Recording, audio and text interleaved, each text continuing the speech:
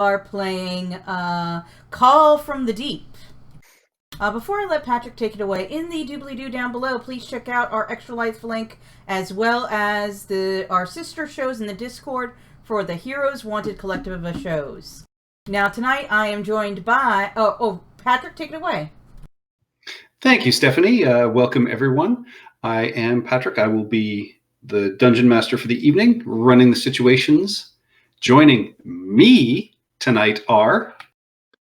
Hello, everyone. My name is Lorne. I'm playing Nith Doris, the Githyanki War Wizard, who currently is a little bit out of his element because everything's happening and he has no line of sight. I am Brendan, and I will be playing Old Silver, a CLC captain. Hi, I'm Ian. I'll be playing Pabo, the Aarakocra Bard. Hi everyone, I'm Tara, and I shall be playing Ishka, the Water Genasi Druid of the Coast, who is currently Ishka Bear. Rawr. And confused. A little bit. Just a wee bit.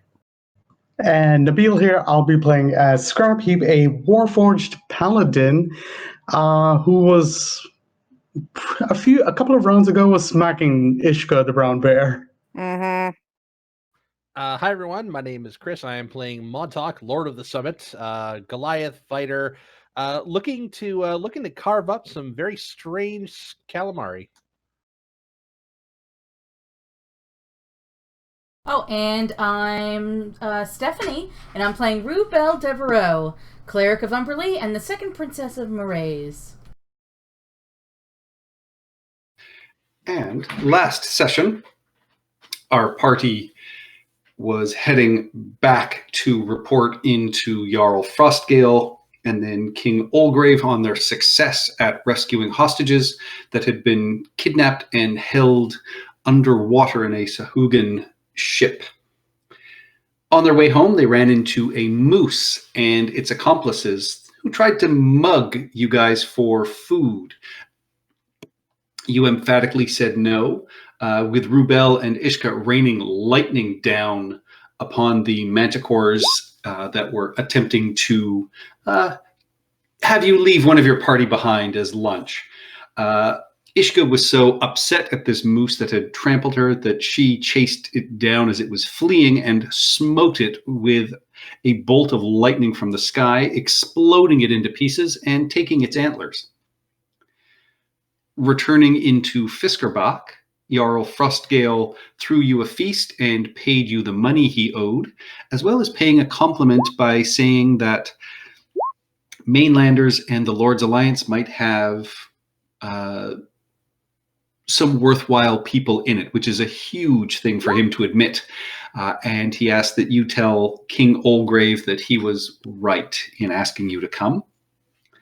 You then traveled back overland to the town of Gundbarg, reported into King Olgrave, again letting him know everything you had discovered in the ship, but also letting him know about this shield that you had recovered from the boat that occasionally sends awful sounding sort of musical notes or whispers to you, but has also sent out some sort of psychic blast at one point, which stunned a few of you.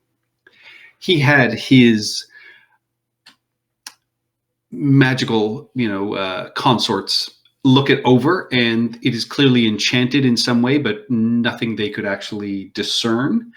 And so it has been taken back with the party, and you continue to carry it.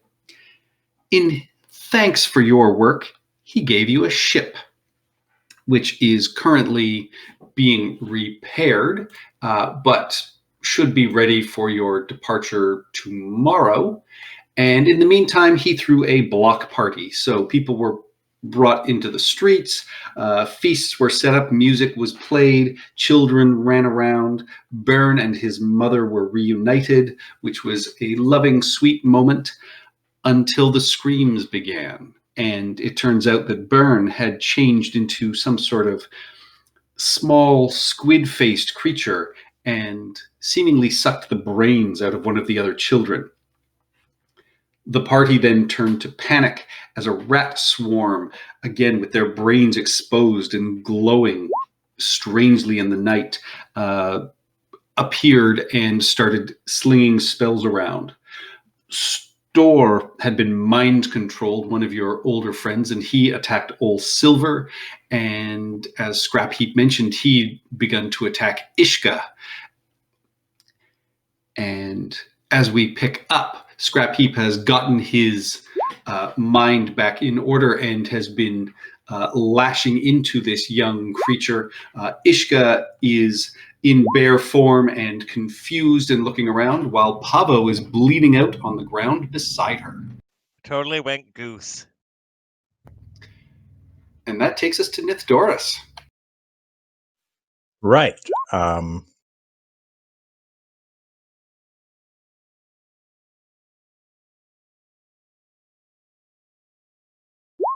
Okay. So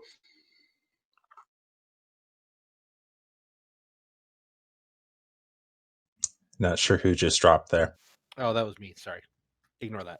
Okay. So I'm trying to understand which of these creatures I know exists and their locations because of line of sight of buildings and such. You know there is something in the back over here that Scrap Heap and Ishka were chasing.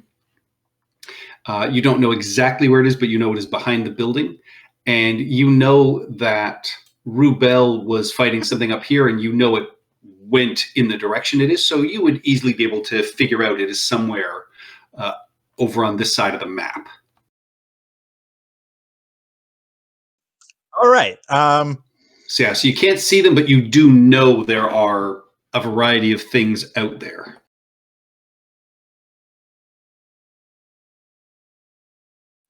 All right. I'm going to use one of my free Misty Steps of the day to teleport here on top of the roof.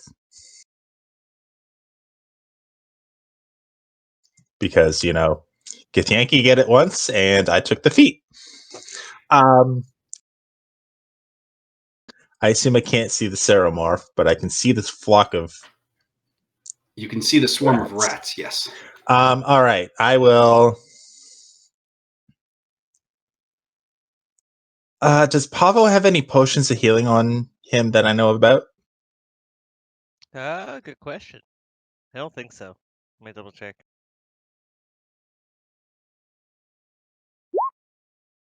I don't appear to have one. No. All right. Good to know. That changes that plan then. I will send Minerva out over here. General area over here to move and to try and find the Ceremorph. So we'll be circling over the Ceremorph at a height of, say, I don't know, 35 feet. And then I will use my action to cast Lightning Bolt on the swarm. All right. Jesus, who doesn't have Lightning Bolt or some sort of lightning attack? Oh, mine are thunder. I got a rock. That is a 13, which is going to fail. So I fry quite a few of them. You sure do. And that's kind of my turn. All right. Takes us to Rubel. Yeah, that swarm is just explodes out, and it is massively reduced after that huge burst of lightning shooting off the roof. Thanks, Nithdoris. So that one has I didn't been... see this. Well, I would see you on the roof. You would hear kinda. lightning. Yeah. You would hear lightning and maybe smell ozone, and that's about it. Isn't this But it would have to be you, because otherwise it would be me, and I didn't do that. It could have been the bear. He's a bear. Bears. Anyway. Okay, so that target has been swiftly... Oh, wait, no. All right. Still alive. It's Still very alive. hurt. I need to zoom out. Okay. You Wait- were moving wait a into minute. the center of town. I just realized I can't do that. Yeah. Sorry. Instead, I'm still gonna attack the group. I'm gonna send a chill touch at it All right. and miss. Great damage for a miss. That is a miss, unfortunately. Sorry, I forgot. Oh yeah, cast a spell already. Yes, you did. Good catch. Mm-hmm. Give inspiration for admitting that because I totally missed it. All right, so Rubel, you started moving into the center of the square here. You see there are a couple of goats that have been webbed. You see Store and Montauk, sort of no longer fighting each other and, pointing off back towards this direction. You see Old Silver heading down around the corner. What would you like to do? Okay, so do I see any bad guys right in front of me? No. Unless you count the goat. Is the goat attacking anyone? Nope. If they weren't webbed, they probably would have been running a little rampant and wild, but so far everything seems pretty calm. All right, I think I'm going to sort of double move. Everyone's alive. No one's about to die. That you can That see. you can see. Yeah, okay, good. I'm just going to double move then. 5, 10, 15, 20, 25, 30, 40, 50. I'll Give be me a over death right saving here. throw then, please, Pavo. Can do. Did I not already do You got one, a or bravo. this is the first one? Oh, Fell. if I walked by she there, could've- could I have seen Pavo? I'm You behind a could've- bear, You And might a have been bush. able to see him. a bear in a bush, All right, and a buffet. Look, there's a bear, a bush, and a buffet. So I could conceivably do healing word. Up to Patrick. Yeah, you have a passive perception of 14. 16. Oh, I need to update that, but it's 16 you need to now. update. Oh, 16. Yeah, you would see a crumpled heap of bright feathers that you recognize as the as usual knocked out form of Pavo. Rise, Parvo, rise! Not what Rubel says. She's nicer to Pavo. Yeah, what happened to get up, you idiot? Raise Don't die. Umberly! Yeah. Don't die, moron. Oh, yeah, don't die, moron. Yeah. It's Don't Die Moron, yes. He's already died and I need his butt to defeat these things. All right, Pavo, you come to, your eyes flicker open. You are prone on the ground. There is a large, dazed-looking bear sort of drooling over top of your form, and a very angry sort of scrap heap that seems to be cornering something down below. Scrap Heap has that has that cornered. Can I, so I don't want to do an unarmed attack, but can I do the whole old movie thing, slap across the face, get yourself to get a hold of yourself to Ishkabear? And You certainly can bring her try. out? Okay, let's try that. Why not? Sure, have me bite off your face. That'll work. I'm trying to get a hold of yourself. Whatcha? And I'll use my movement to stand up, and I'm not gonna go traipsing after anything right this second.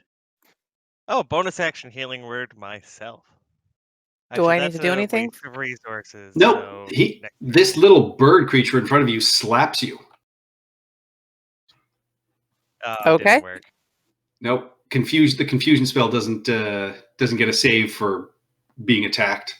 I didn't Ah. know, so it was worth a try. Okay, So I'm done. roll to hit. Oh, actually, roll to hit. Let's see. I'll just use my dagger because I don't have an unarmed thing anymore. Well, it's a strength-based attack. Oh, it's strength based. Oh my god, do you have a negative strength mod? I do. Ah, It's like damn. You will deal no damage. Well, there's a Patrick minimum. moves it. Minimum one. You. It's not going to hit anyway. That would be a 9. Minus Very 1. high. Yeah, you swing and you just kind of caress this coarse fur, and then healing word yourself. Any movement? No, I'm not going to do the healing word because I'm going to save that for my next round when I have an action and use Cure Wounds. All right. Takes us to Mon. Nope, I'm done. Okay. My action is going to depend entirely on the answer to the following question. Patrick, what is this? Do I have a thing? Okay. Patrick, what is this building made out of? Most of the buildings here are made out of stone with a thatch roof. Okay. Do I see a path through this building? You see a front door. Right, but can I no see, way like, of you have no, because I mean the door is closed. You have no way of seeing to the other side. Well, there goes that. It's much fun as it would be to Kool-Aid man my way right through the building. I don't think I could do that even with the 18 strength. So, in that case, then I'm going to this whole alley here is looking pretty busy, isn't it? Oh wait, you know what? I have an answer. Let's do 5, 10. Okay, that, and then I will double move to there. All right, yeah, you see Double a move there. swarm of rats with their slightly glowing skulls turn, and their attention is taken from what is up on the roof to you as you start dashing in towards them. This is probably an incredibly bad idea, but here I am, so let's do this. I don't have any useful bonus actions, so go tiny squid thing.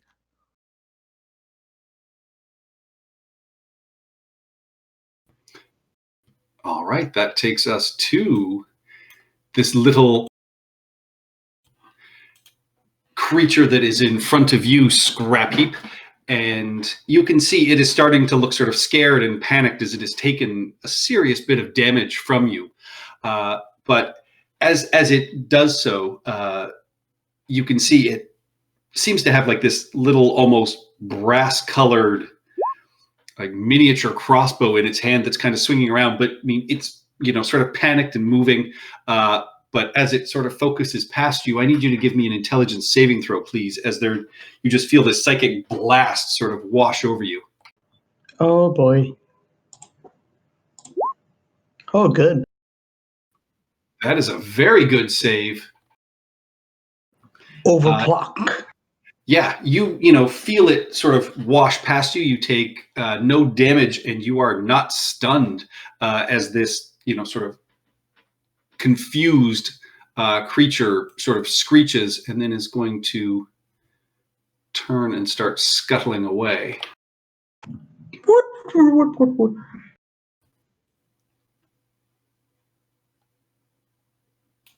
And can get to there, which is not going to do him any good.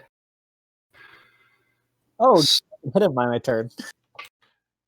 Yeah, that's real unfortunate. Store is just going to double dash and get to about there, and then go and sort of, you see him sort of point and just sort of go, what in gods is that? That takes us to Old Silver. Oh, I know it's out of character, but you should use your bow right now. I'm going to use my bonus action to give myself advantage and 5 temporary hit points. And then I'm going to attack it 4 times.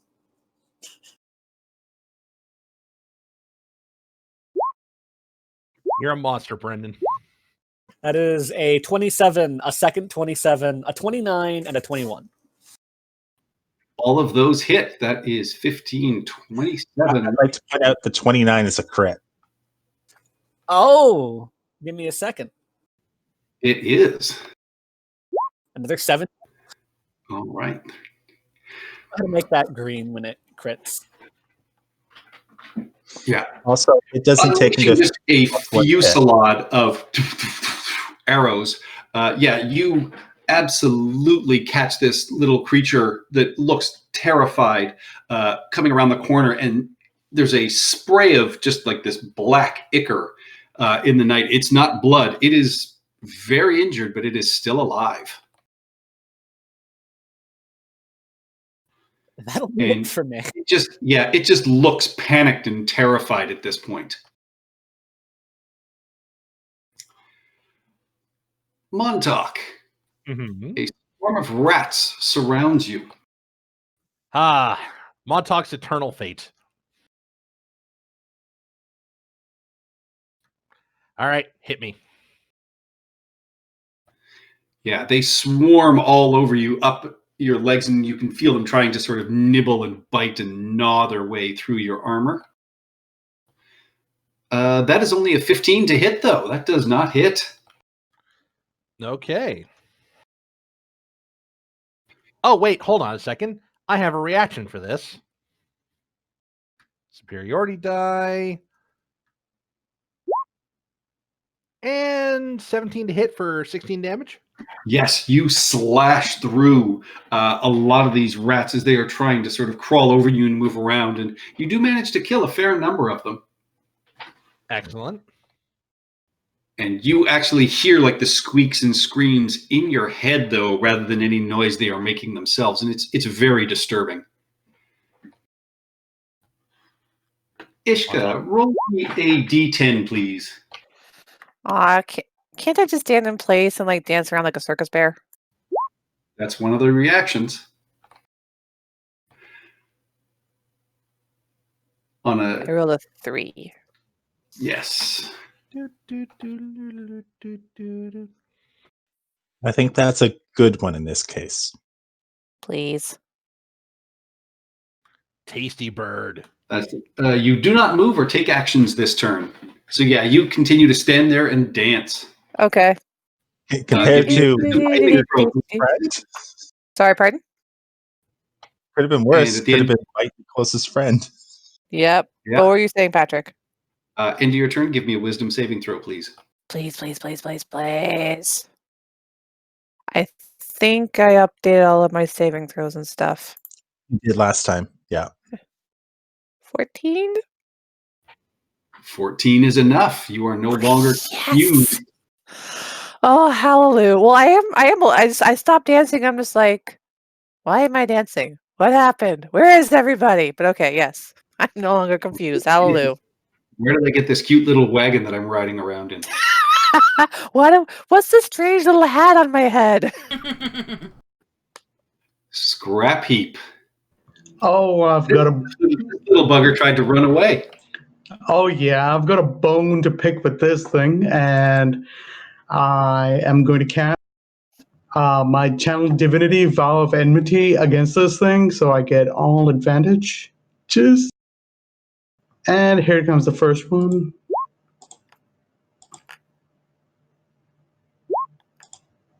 Figure of speech, old silver. That is a hit. 10 slashing damage. Ah, damn. You still have advantage. Yeah. Oh, wait, I Your thought vow I of enmity. activate.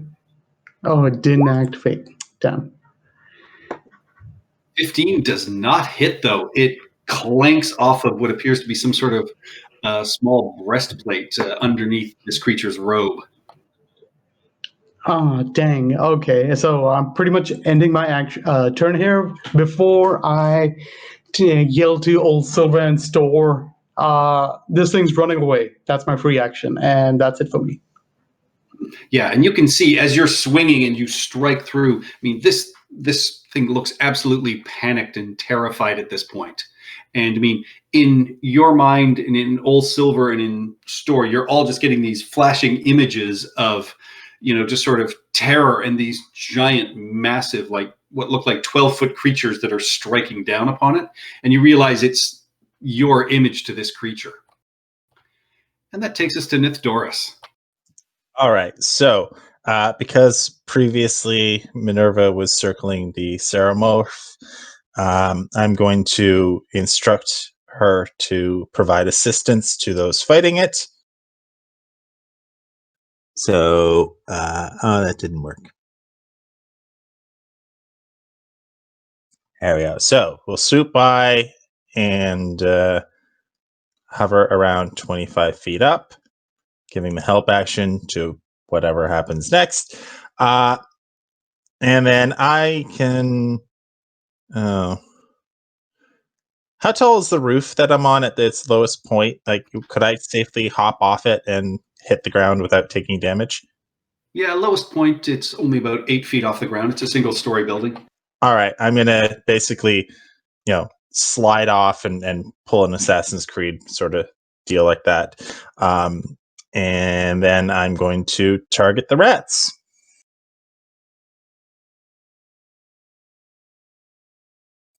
And you know what? Because I'm intelligent enough, I don't want to hit Montauk with this. Now, the rats are swarmed over him, so they are technically in the same space as Montauk. I know. That's why I'm using... actually, I'm going to upcast it. I'm going to use a 3rd level slot for this. Just fireball him. Fireball Montauk. He deserves it. I didn't take Fireball. Montauk. I not took one, Lightning using Bolt explosions. and Counterspell as opposed to Fireball. Lightning bolt, I lightning took bolt, a heavily lightning bolt. damage dealing spell. Instead, this is 5 of these. Okay. Montauk does not look at explosions because he is cool. Ooh, Yeah, nice so that's damage. 20 damage. Yeah, you start just picking off some of these rats that are swarming over Montauk, and they are heavily damaged. There's about a quarter of them left from where they started. Yeah, so I sort of, hold out my hands, form each dart, and then send them off rapid fire style, picking off ones as they're sort of skewing over shoulders and arms and legs. I catch one in between the legs, coming fairly close to something sensitive, but still far enough away that I know I wasn't going to hit it. Don't push it, Golden Boy.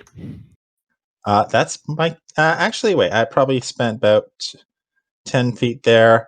I'm going to move another 15 feet to here and end my turn. All right, that takes us to Pavo. All right, we are going to based on the screams, I think I can take a second and do this. And let's upcast it just for shits and giggles.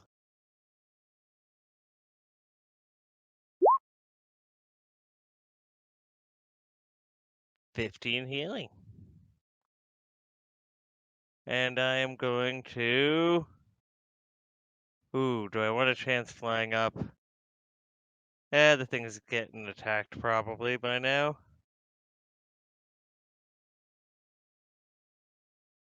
Yeah, I'm gonna fly up and see if I can see it from on top of the roof. And, All right. end my turn. Yep, if you fly straight up, I'll say you can see Scrap Heap is currently over top of something that would clearly give you sight. If you just flew out a couple more feet, that way you easily see it. Okay, well then I'll end there.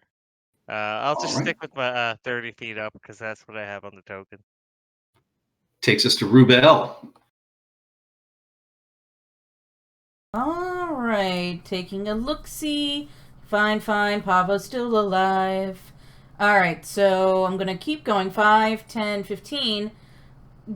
Okay, so is that a real Mind Flayer right there?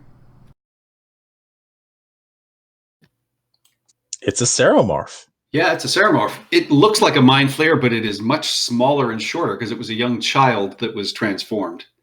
Oh, so it's an enemy, so I can kill it, right? We are currently attacking it, It and looks it like is Scrap Heap is damaged. beating the hell out of it. Okay, Arrows go. Oh, sticking out of that's it. Scrap Heap's token. And bolt. Okay, I There's got a 4 little arrows confused. sticking out of it. Yeah, we can't see Scrap Heap's name or health or anything. Scrap Heap, Fine, are he's you a alive? platformer.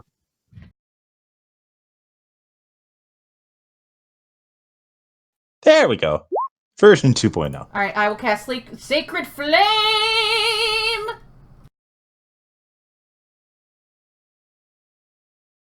Die and be given to Umberlee.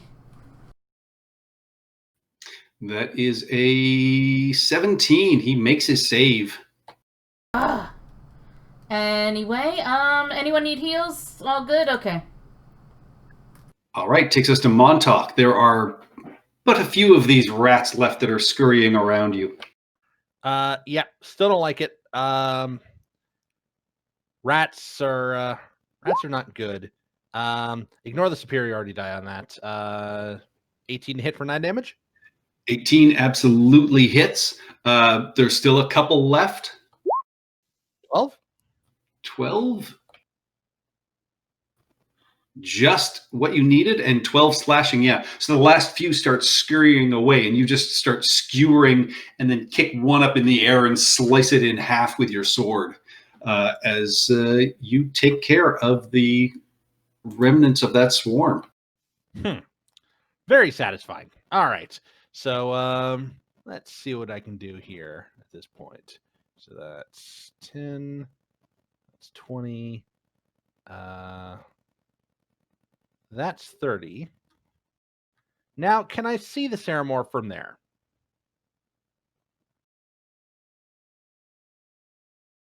No, I think it's... Yeah, you'd have to see through the building. Yeah, I'm clipping. You can see Scrap Heap. I can see Scrap Heap, and if I was any sort of cleric or anything like that, then I would be giving him some spells, but I'm not. So I am just going to be cautious about this and end my turn. All right. This creature in front of you, Scrap Heap, you can just feel these radiating waves of like psychic panic happening. And as this happens, you see it sort of looking around, and the wall behind it actually starts to sort of glow when you see this circular... Is it attempting to cast a spell? It is, and it doesn't even understand what it is trying to do, but you recognize... Actually, from where you are... You can see it. I will say, yeah, you can see and pick up just the start of like swirling lights as something appears to be happening. Counter spell. Right. Roll me an intelligence check, please. Oh. 4th level spell. Okay. Okay. Well, no, it's much higher than that. He is casting Gate. I fail. 14.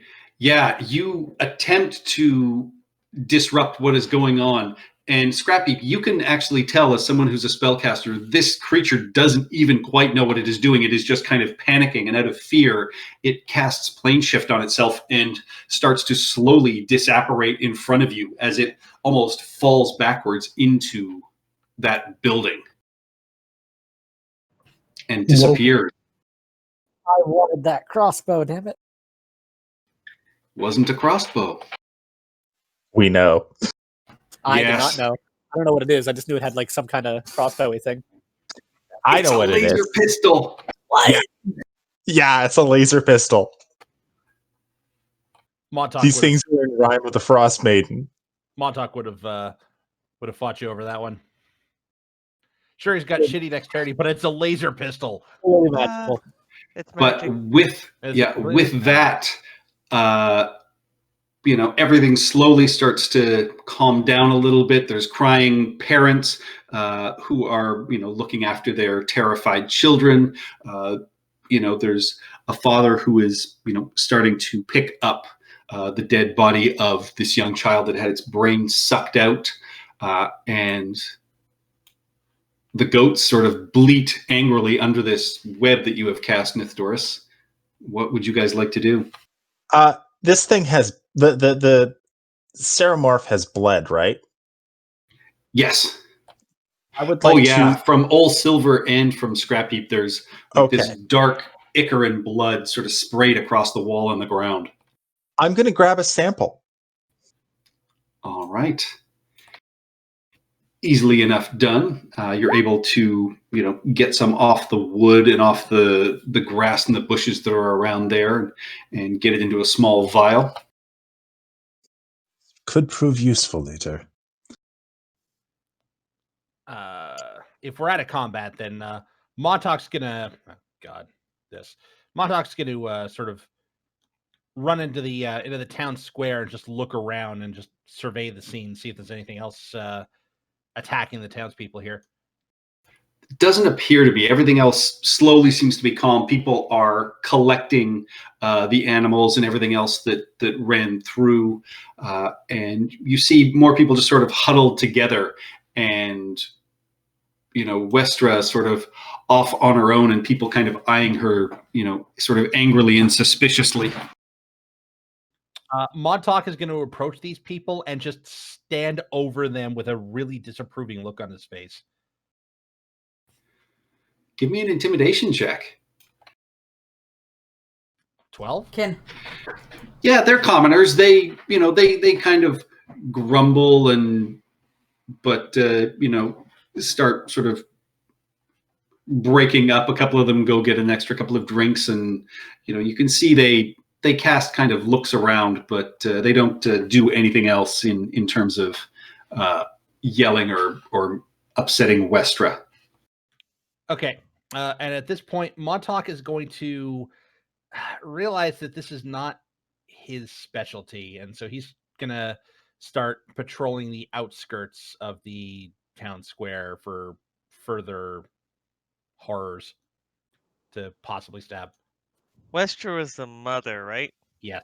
Yes. Well, then Pablo will get her, bring her back to the fire, find a blanket and some cocoa. We'll figure out what happened. Everything's kind of chaotic right now, but we'll Those find whoever scaly did it. fish bastards did that to my boy. I want you to find them and kill them for me. We already did, didn't we? I thought we did, but I have a feeling we'll be seeing more of them. Iska will turn back into her, humanoid form and tell her flat out, we're not entirely sure that it was them that did it, but we will find whatever it was and put it down. While you were captured in the ship, another ship fell from the sky. And she just looks up at you and is like, from the sky? All the way up. Like way up. Yeah, Like it was You're weird. saying whatever way up. infected my boy is from... And she looks just sort of up in the sky. Out there? Quite possibly.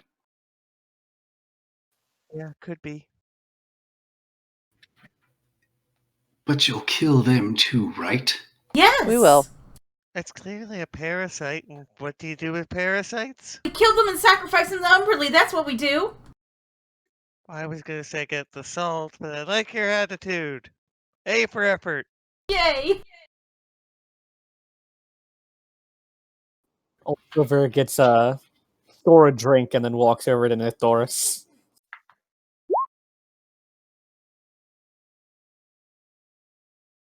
Never a dull moment. You know a bit about these things, right? I've studied a little bit. I'm not from around here, and I don't remember much of my past, but what I have learned about my people is we were once enslaved by those things, and we're holding a very, very strong grudge about it.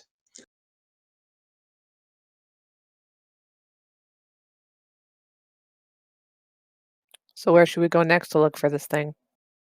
Well, that's what... And I hold up the little sample of blood that I grabbed. This might help us with. I don't quite know how to do it yet, but once I learn to scry, this should be able to tell us if it's on our plane. And if it is, we could hunt it down. Ooh. I don't know that that particular one is really the issue. Whatever turned it into that, that's what we need to deal with. Yes, but I would assume that instincts of, fight or flight, you fly back to the most safest place you know, which I would assume would be with its kin, or a place of its kin. I'm assuming it is an intelligent creature and would thus attempt to flee back where it was safe. Are we Unfortunately, I assuming wasn't those? able to prevent it from leaving. Are we assuming those rats were the same ones from the beach? That was my assumption, yes. Mm-hmm. Coincidence or not, they attacked. But When if they can transformed.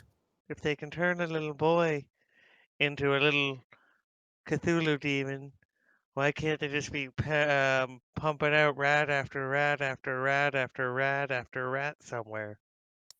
The boy was a result of a Gek.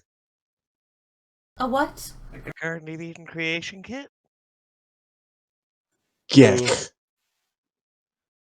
It's a, and he sort of goes to show size of something with his fingers, looks around. A creature was implanted in his brain and caused the transformation. And you'll be able to remember that you saw glass jars full of them at the ship crash site, except none of them were left alive. So there's either more somewhere or there's a finite number and we just killed them all. Well, we must Certainly. remember that part of the ship we saw was only part of the ship. It broke off from the rest of it, which could still be intact somewhere. Bet you the fish monsters have it. I Probably. believe the fish monsters, as you say, the Sahugan, are not so much working with, but enthralled by. Who's currently carrying the shield? We've been trading it off, I assume. I'm still trying to get some music out of it, so if I can still pester it, I will. Stop playing with Well, that we're thing. not getting- I was going to say, I don't think Ishka's really had a turn with it, so I don't know. Ishka could be carrying it right now. I ain't touching all that. at this point. Like, Yeah, as you guys are having this talk, you hear that discordant sort of music again and again. It's like Write that makes you down, want to write that grind down. your teeth, but the way it's sort of screeching, it almost sounds like laughter to you. We gotta kill this thing. Come on, guys. No, I'm almost done my sonnet. and And take it to Papa will hold up like notation, but it looks very bizarre. No, Pavo. take it to someone in the Lord's Alliance to look at. If I find the Maybe brown note, I'll know what to do. The what now? You'll know when I find it. Huh. Messing with things like that is a stupid idea. I agree. Oh, music can't hurt you. I mean, unless it starts a revolution. Oh, you literally fight people with music. Yeah, like the sound waves. Well, I mean, I did I say have it started a revolution, you- so. Music someone to death. Respectfully, Pavo, I growing up in the Arcane Brotherhood, I learned of a few things. One of them is if you don't know where something's brain is, it's usually not a good idea to listen to it. If you don't know, if you don't know where I haven't something's seen yours. brain is. I have a head. I'm intelligent. This is a shield. At this point, you could be a tadpole. We could all be tadpoles. We're not tadpoles. I give up. Tadpole for Umberly only. That's a horrible idea, Steph. That is a horrible, horrible idea. I meant tadpole Yes. as in a literal tadpole, not these tadpoles. Let's figure out our next steps here. So are we taking the Shields of the Lord's Alliance? I think thought that that was was the already the plan. plan. Yeah, Yeah. that Okay. was the idea. We sail We're back good. to Neverwinter, and then we basically pawn it off to someone who No, Yeah, we would do better with destroy it. it. it was a P&P milk run. It was the pawn it off in the parade. Yeah, basically. Pawn it And then we off have a is not ship, the and so we correct- can go visit Nithdoris's island of magical forgetting. Yeah. I bet you there's some cool stuff in the mine. Ooh, we could go to the mine. We could go to the mine. We could go to the mine. I don't want to go to it on the shield's insistence. True, the Before we've shield had needs to get destroyed By someone first. more powerful than us. All right, well, I've only got a few more days, so if anybody hears it play any more music, write it down. Sure. So this party is basically over, I'm The assuming. party is basically over. You guys can make your way back to the Dragon Turtle Inn. And inside, as usual, a huge fire roars in the semicircular hearth. And the circular bar in the middle is, still being manned by the fair-haired twins that you met earlier, Horthen and Manser. And, they let you know your rooms have been kept for you. King Red Axe has been paying for them the last few nights. You see that the mood in here is very subdued, and the two of them in their own way just sort of whispers like, "We heard some children were killed. Is that true?" Yes, I am very sorry to say their small lives were snuffed out by some thing. Unholy creature. Yes, we something like a walking squid face thing is all people have said. And did it actually eat young Redmane's brain? Yes, I can verify that. I tried to resurrect him, but he had no brain. And I mean, even behind their beards, you can see them just sort of go pale, and they nod and they just say, "Well, around on the house for each of you. Yes, right. Yes, of course. Yes. Of course. And they do, they put out, sort of around off you, and they all sort of raise a toast to the young Redmane. And, as Westra has been sort of taken away by her cousin is back there, they will just say that, if she needs anything, as she's lost someone as well, you let us know, and we'll send some food round to the house. Yes, you should. Montauk will just sort of dutifully drink his drink, and then look over at the spot at the big table where he basically was hanging out with Byrne a few days ago, and then just sigh and then go right up to his room. Ba ba ba ba ba ba ba ba ba ba ba ba ba ba ba. Please do not sing that unholy song in my presence. Sorry, just trying to fit the mood. Yeah, and for the rest of the time you guys stay at the bar, Horthen and Manser are also very curious and start sort of plying you questions about the crashed vessel and what's going on in Fiskerbach and how everything is working out there.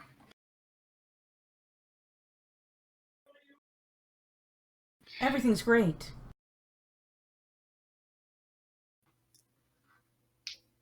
And then with that, you guys can have a long rest.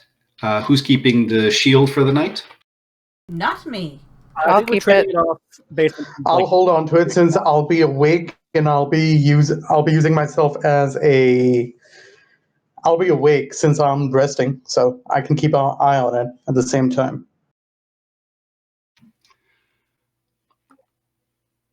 All right, so you guys go to your room. The night passes. Scrap Heap, the shield, occasionally you can feel it just sort of probing out and reaching in, and just casually, asking, "What are you doing with me? I can give you strength and abilities you've never experienced before.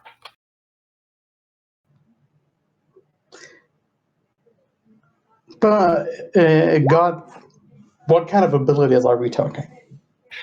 You see a flashing image in your mind of the same sort of psychic blast that the young Ceramorph put towards you, but you see it reeling and stunning your opponent in front of you.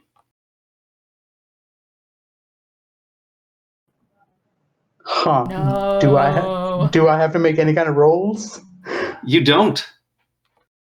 It's not trying to control you. It's simply offering that ability to you. Nabil, Paladin. as your friend, I think you should do this.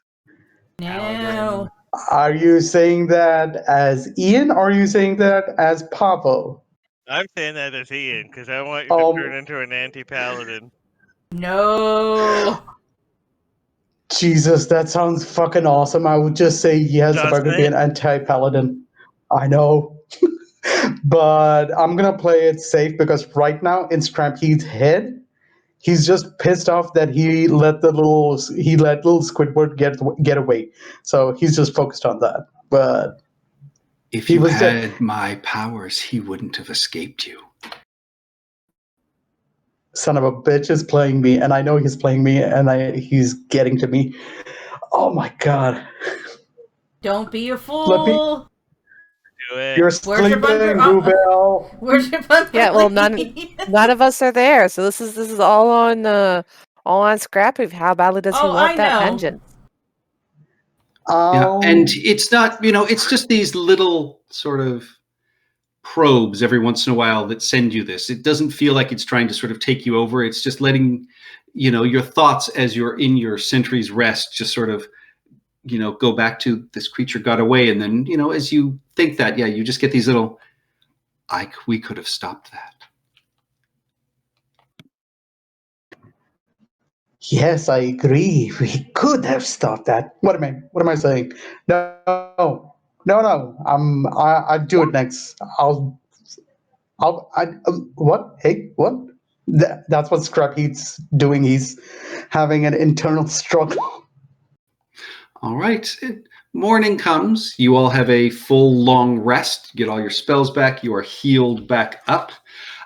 Breakfast comes, and as you are eating, Ishka, there is, a young girl sort of at your side that tugs on your shirt and just says, your potions are ready, ma'am. If you wanted to come see Granny, she'd be happy to pass them off to you. Oh yes, thank you so much, child. I'll be along as soon as I can. And with that, you guys make your way back out into Gundbarg. So your ship is ready for you at Gimlet's ship repairs. You have the potions of water breathing waiting for you at the Saltwood storehouse. Is there anything else you guys would like to do here in the morning before you leave? Hold on. I have 190 go. I'm just gonna pick up one potion of healing for myself. All right, yeah. Saltwood storehouse, easily enough to find a potion of healing for the usual 50 gold. And 50 gold it is. Yeah, I might pick up one of those as well. Do I have any? I have 2 of them already. I'll pick. I already paid for the potions, the water breathing potions, right? Yes. Okay, yeah. So I will pick up another healing potion. All right, yeah. So you go in and, in the sort of Saltwood storehouse itself, there's the sort of, basic wooden counter. They're able to sort of pass off, regular healing potions. They have general armor, weapons, and adventuring gear, everything sort of under 100 gold that you guys could want. And, they offer to sort of barter and buy anything, though I believe Old Silver sold off and traded most of the stuff to the ships that were in the harbor the day before. And, you, Ishka, are brought back into the back room. And, behind that creaky driftwood door, there's that cozy room warmed by sort of a smoldering fire, and sitting in her rocking chair is, the ancient woman with the greasy gray hair that you met earlier, Granny Saltwood. And, she reaches down and lifts in sort of a shaky hand a mesh bag, and inside you see there are the potions of water breathing that you'd ordered. And she said, "Here they are, dear. Thank you ever so much for bringing me what I needed to make this. The dead man's bootlaces you brought were very, very good." You're welcome, Granny. How's your pet doing? Are they well? Oh, they are very well indeed. Good. I will. And is it just her and me, or is the rest of the group here? Just you at this Okay. point. And as well, there are, a couple of these creatures with the head and forepaws of a cat, and then the lower body and sort of tail of a fish, that are still sort of squirming around and mewling. And it still smells sort of unpleasantly fishy as you are in there. And she will, sort of cock an eye and look at you and goes, "Did you find anything else while you were down in the grotto? Anything for yourself?" No, I was honestly, I thought your companion was in trouble and I was trying to free them. Was there something else I should have searched for? Oh, no. I just know there's so many other forms of the seaweed in there. I didn't know if you'd found anything else you'd liked. Hmm. No, but if it's all right, I know you use those herbs for your potions. I might go back and have a look and see if we can find anything else that may be of use. She sort of nods and just sort of says, "Oh, if you wish, but from what I hear, your boat is about ready to go. I don't Well, think you'll find anything else down there that would catch your interest." damn it. Okay, very well. Well, thank you again very much, grandmother. If memory serves, we did take some seaweed that could be used for poison or something. You sure did. I had forgotten that. Did I note that down? I did. I did note that. I didn't even bother looking at my character sheet. Okay, my bad. Yes, Ishka's still gonna kind of play dumb there. I'll keep that as is. Right. And, after she, sort of hands you the potions, she just puts her sort of hand on yours, and it's very firm and much stronger than the sort of shaking would have led you to believe. And she just says, "I like you. You've got metal and deep steel in you, young one." And she just sort of grins this lopsided grin with mostly rotten teeth. And she just says, "Good luck with whatever you head to in the future." Ishka will just smile right back and just be like, "Thank you, grandmother. May the tides be with you." And with you. And then I will, if I can, I will just, there's a little pup squirming around my feet. I'll just give them a little pet, and then I'll turn around and walk back out. All right. Yeah, you reach down and sort of scritch, and they mew. They are still just pups at this point. But you make your way out, and immediately you step outside, and even though it's sort of salty, heavy air in this area, it feels so much lighter, and you can breathe much more easily than you can in that hot, dank room that you were just in. I wish I knew what she was. I'm so curious now. But yeah, so I have the potions. I return to the group.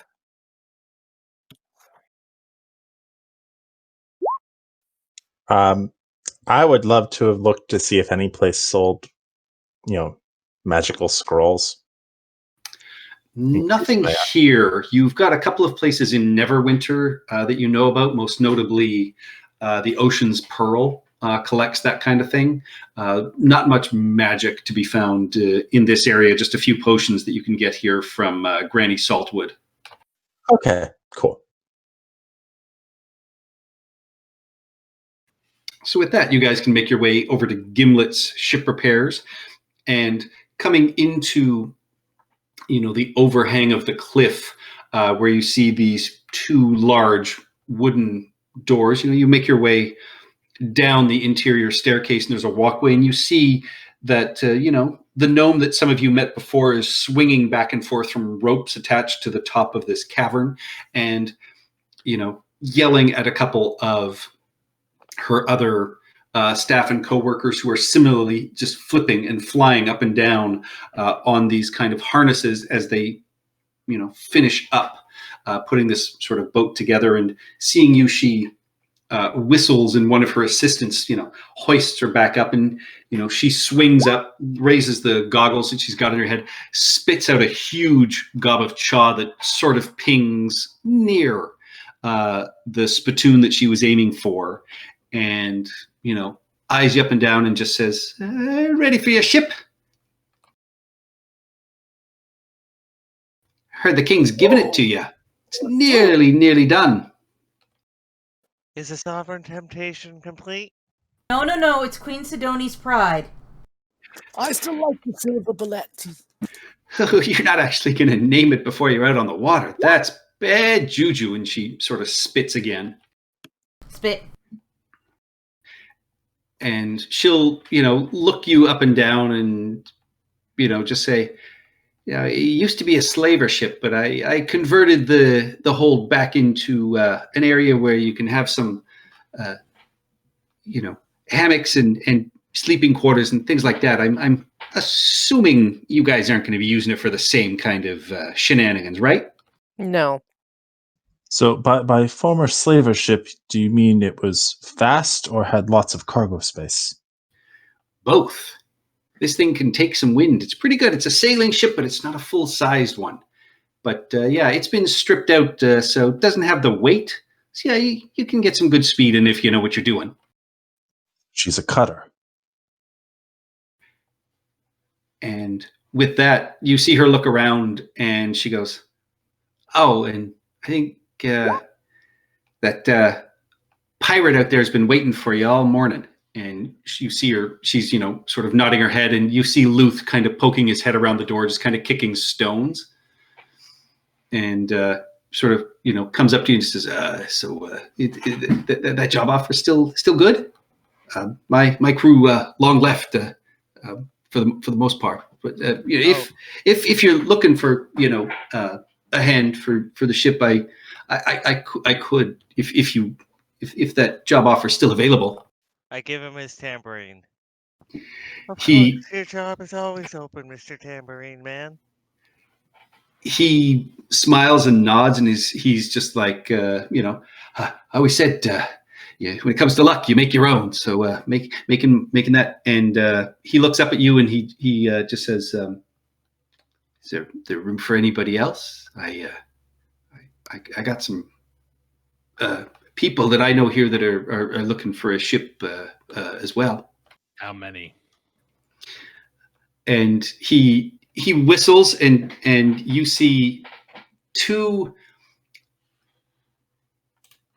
very hairy looking people, and then you realize they're not people, they're more orangutan looking creatures. And let me show them to you. Boogabears. They are Hadozi.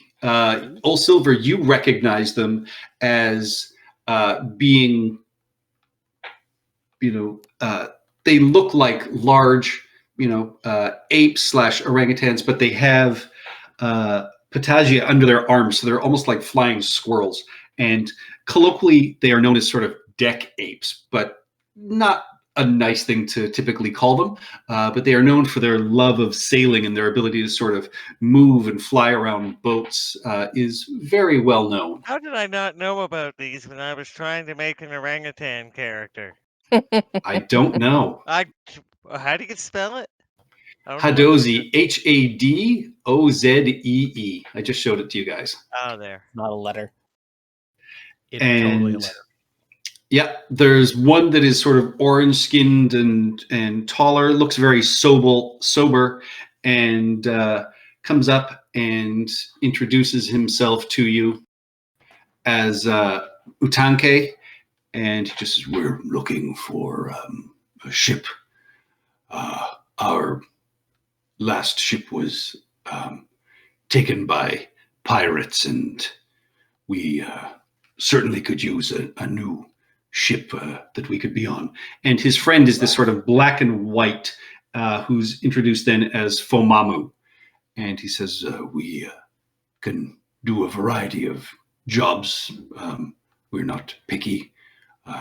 But our friend Luth here said you have a new ship and might be needing crew. I think we do, Um, right, guys? Patrick, I would say Silver. yes.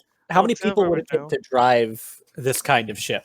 Yes, you This drive. kind of ship could be, your party and a couple of other people can do it, but a full complement of crew would be about another 20 NPCs.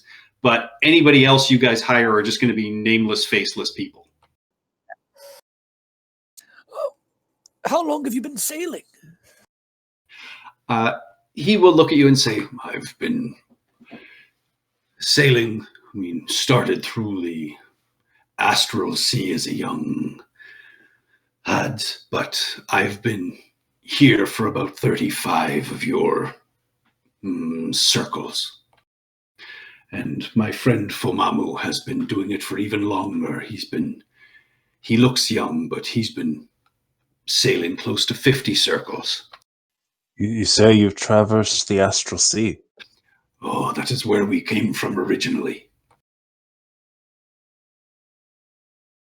I have seen your kind in the past. I say we bring him aboard. Mhm. All right, so it's Fomamu and who? Utanke.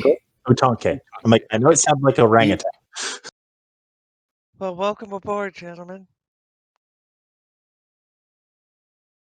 Here's where he says, I am a lady. I'll have to figure out, do any of you play any instruments for the on-band or the on-ship band? No, but Fumamu will sort of pipe up and say, "Oh, I can learn anything. I can do it. I always says, don't judge as what you don't understand. You want to have us play some music? Well, we can learn some music." Oh, that's the attitude. We'll jam later. Papa,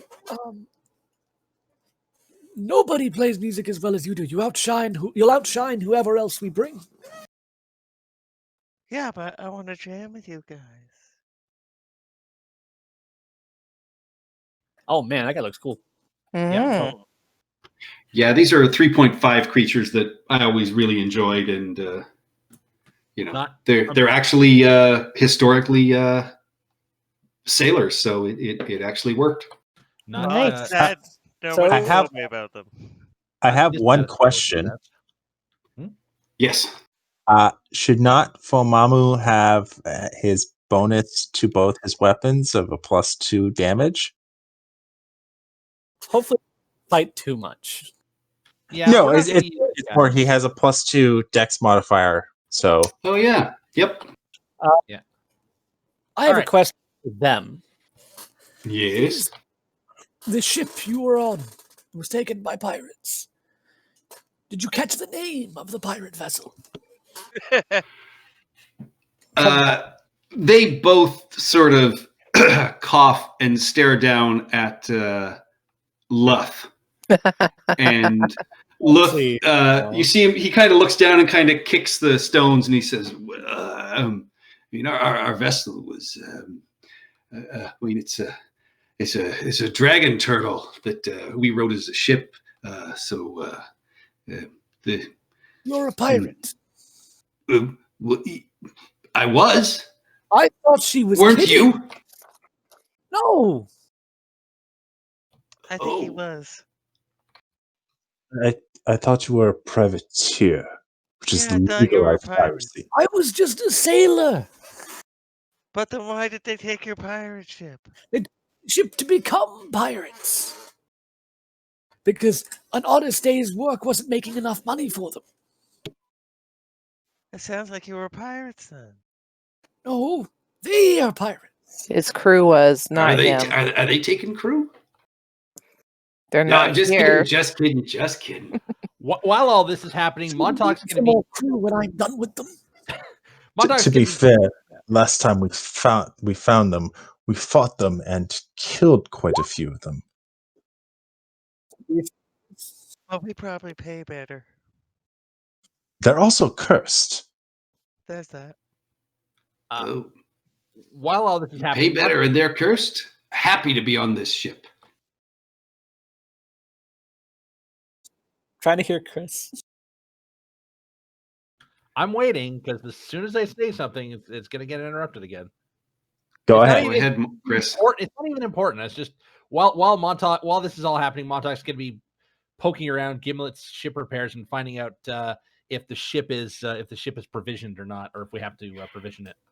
The ship is fully provisioned by the king. Sweet. Ah, excellent. Oh, ship. So there are the main quarters. There are the captain's quarters. And then there are the 2 lower decks. So you guys can choose where you bunk. I Well- assume the crow is not an option. Crow's Nest is an option. I go big room. I go big room.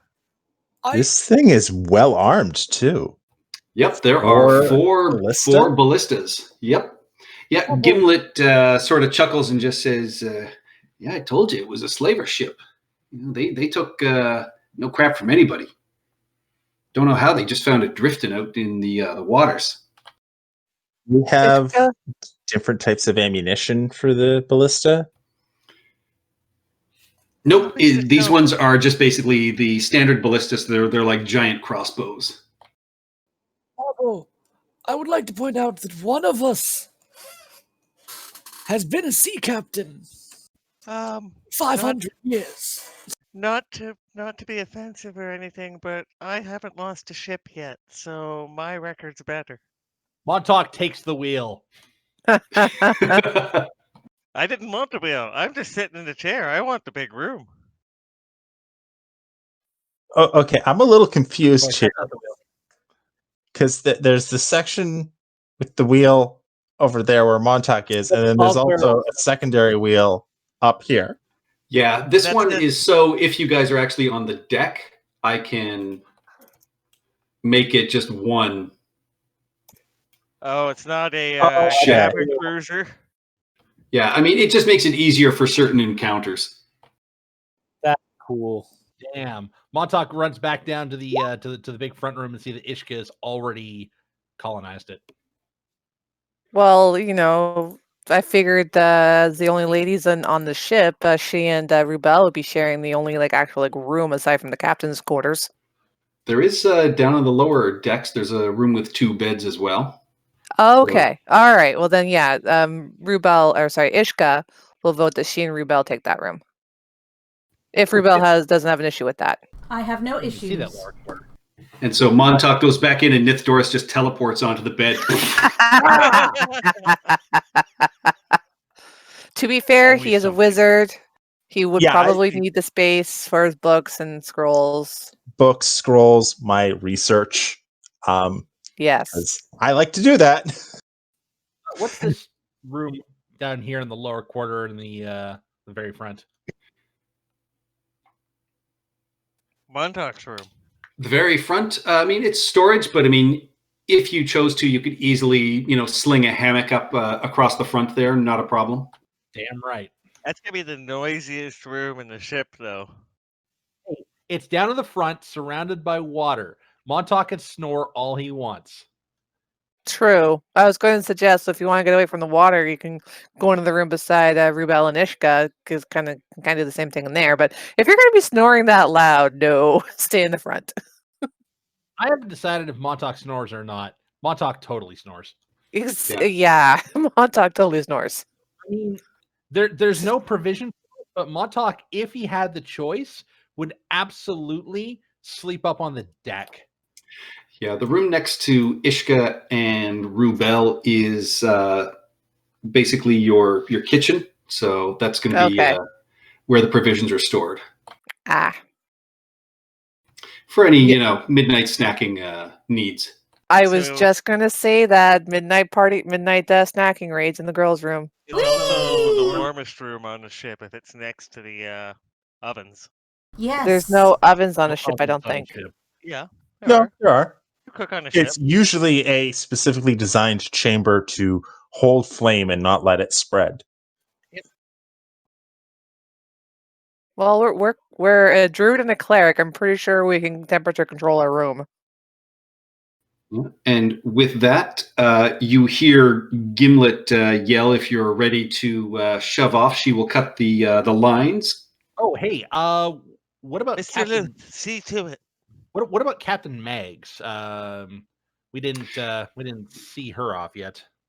She is in harbor. She is on her ship, and her ship is repaired and ready to go. She's been out collecting other jobs, so she's happy to know this one is done happily, as she was hired to get you guys there from Lord Neverember himself. So she's pleased. She's going to get everything she needs out of this and get enough money to get herself out of some debts.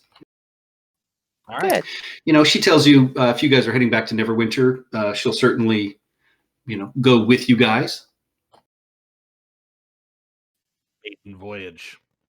Yeah, that seems like a good idea to me, to have someone not necessarily right next to us holding our hands, but in the area. If something happens to our ship during its maiden voyage, we at least have an ally able to render aid.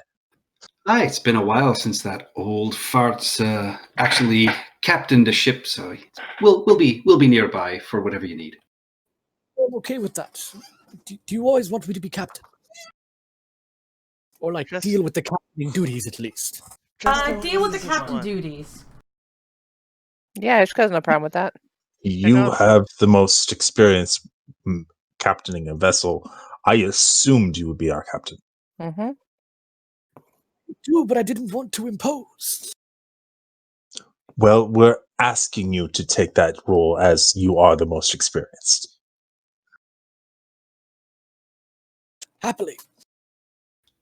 And before anything else happens, Fomamu comes up to you all, Silver, and just says, "Captain, I'm going to put the offering bowl at the front of the ship before we name her, as is the traditional custom for any naming ceremony. And do I have your blessing?"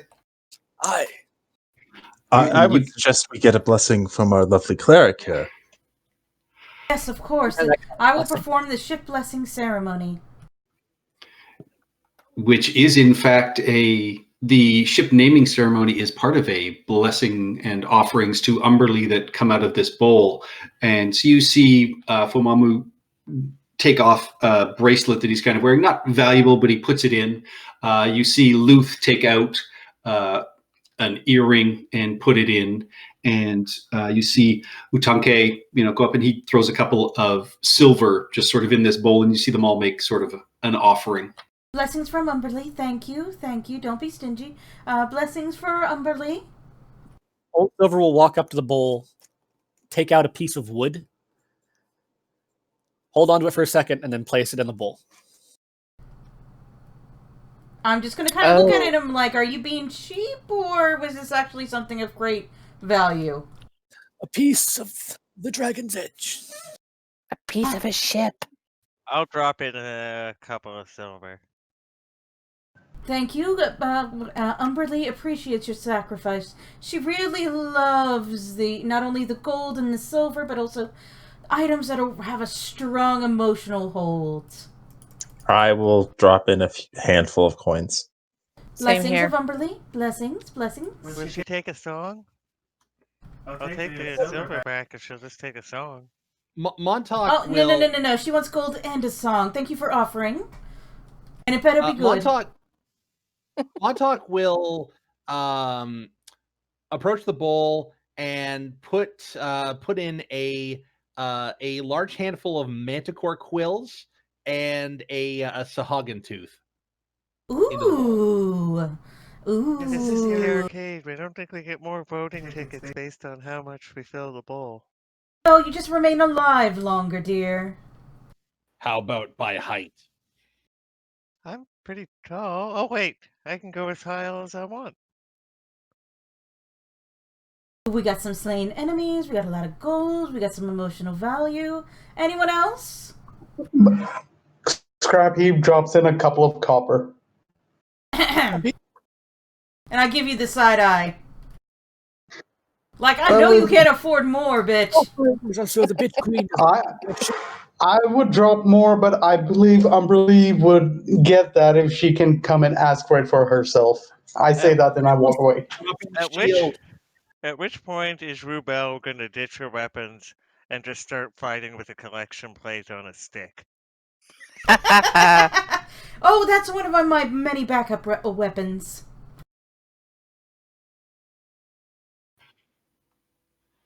All right. Once everybody has put their offerings in, Gimlet cuts the lines, and your unnamed ship sails out into the harbor. It, moves swiftly as it picks up a little bit of wind. All Silver, I will say, your hair starts sort of blowing back. You feel this sort of incredible swelling of sort of excitement and pride as your new ship sails out past the longboats. You hear the sort of clattering, clanging sound of oars being smacked on the sides of these longboats as they are, wishing you well on your own way as you make your way out of the port. And Mag's, ship, you can see, starts pulling out as well, letting you get out into the open waters itself. And you have your crew climb up into the riggings. The sails are set. Roll me some weather conditions, please. Old Silver, can I get a D20 3 times, please? 8, 4, 3. All right. The weather is normal for this time of year, so it is the seas are calm. Everything is bright sunlight as you head out. The wind is very mild and light, so good to sort of control and move everything around. There is no precipitation. It is a clear day, and you hear, as you pull out, you continue to hear the sounds of the sort of clanging and banging. And, as you make your way, out past the large sort of stone gates, you see the sort of crescent ripples that are sent out of your wake. And after a few long minutes, your sails are unfurled, the canvas catches the trade winds, and the ship slowly pulls away. And everything feels wonderful and exciting. And then you hear the ringing bell of the voyage as Mags is obviously trying to warn you. And as you turn and look around, you see cresting out from under the waves is this sleek ship. The hull has been painted bright red, and you recognize a familiar dragon head that is its figurehead. And as it pulls out of the water, you can see, figures standing at the front of the ship that you recognize very easily as the prow of this blood red ship tipped with this vicious dragon head. You see a lumbering ogre missing one arm, and then forged on to the stump of the missing limb is a huge anchor. And standing beside him, grinning wildly, you see the visage of Captain now Callus, and their ship is moving towards you at a very good clip, looking to ram you. And we're going to take a bathroom break and then come back. All Did you right. just describe the ogre as having an anchor for a hook hand? did. Yep. If he Net an shoots ogre? it, I'm gonna lose Awesome. it. Like if he grapples And us, you guys, shoot, I forgot to put you guys on the map where I actually had this ship come out from under the water. So Yeah, for you those who recognize didn't- the ogre Old Silver as Anka, who's one of the old first mates of your ship. So for those who missed it in the chat, I did pass out the potions of water breathing. If anyone wanted one. Scrap Heap just raises his hand. Go, I'm good. No Yeah. issues I grabbed there one. with breathing. Yeah, how like many Ish. did we get? I think I grabbed like one for everybody who couldn't like cast it on their own because I know Ishka doesn't need it. Scrap Heap doesn't need it. I'm not sure about Rubel, but I Half- basically half got the- one for everyone else. Half the party doesn't need it. Ruth Bell, I think, has the ability to breathe underwater, right? Yes, Yeah. and also Old Silver. Yeah, I'll be right back, and then we'll deal with Old Silver's discipline problems. Yeah, Ooh. yeah. Okay, this will be fun. Montauk very reluctantly takes one because he recognizes that he's a bit literally out of his element. Yeah, now there. Ishka can cast water breathing, but same- it's a concentration. Yeah, so this is like the fail safe, like a safety net for you guys. Oh, Scrap Heap was just sitting in his cabin, and he's just going, "My precious shield, my We don't have the shield precious." anymore. We're Yeah, who actually has the shield come morning? Montauk, gonna- I think, will take the shield, take on shield duty, and Montauk shield duty will. Well, I mean, at this point, you guys, rather than having someone carry it, you can also store it somewhere in the ship if you Oh, prefer.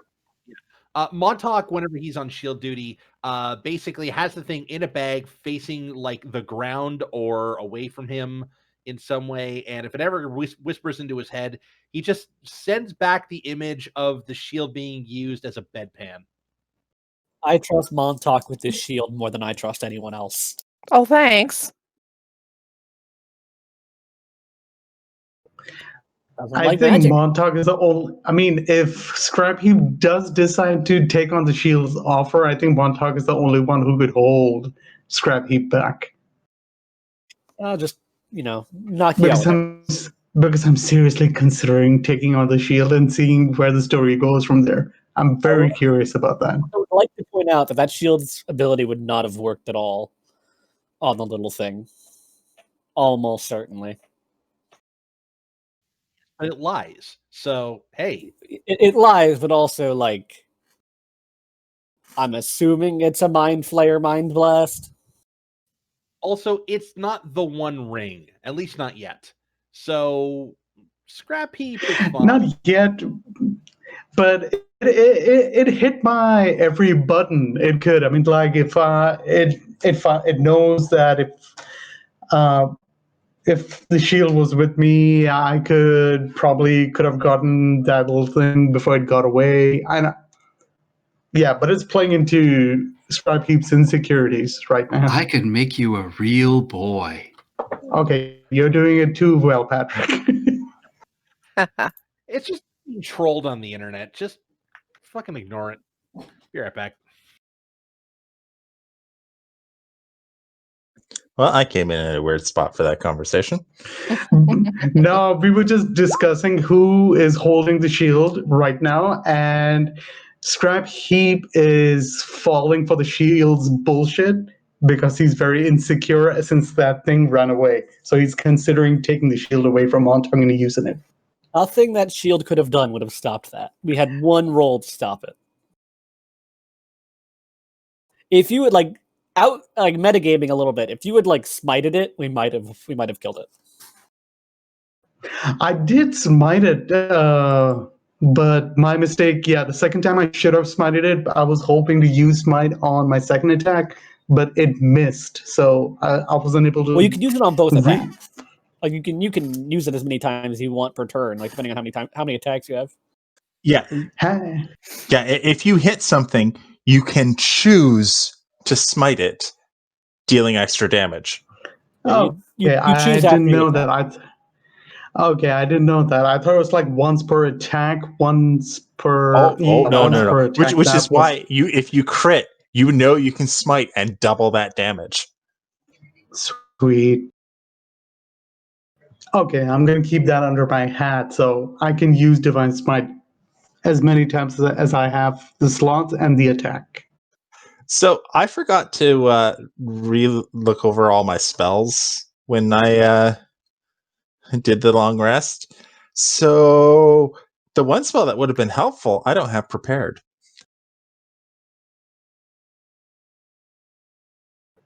Which one was that? Which one is that?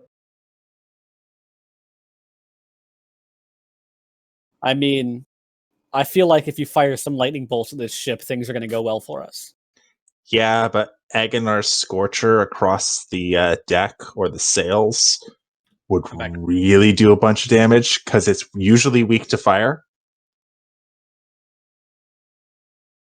Oh man, look at this nice long line of enemies though. You just pick one lane and go down it with a lightning bolt. Now, you would also realize as captain, this is not quite a fight at this point. This is going to be basically a skill challenge for you guys to avoid being rammed by this ship. Well, good thing I am proficient in water vehicles. Also, Scrap Heap. I didn't say anything since everyone voted for Old Silver to take the lead on this. I'll be the first mate since I think that was Scrap Heap's original duty before he was sunk to the bottom. Listen, ego being what it is, he's the only one here who knows how to sail. So That's not true. I think a couple people took the sailor background. I did too, yeah. Oh, okay. Well, then never mind.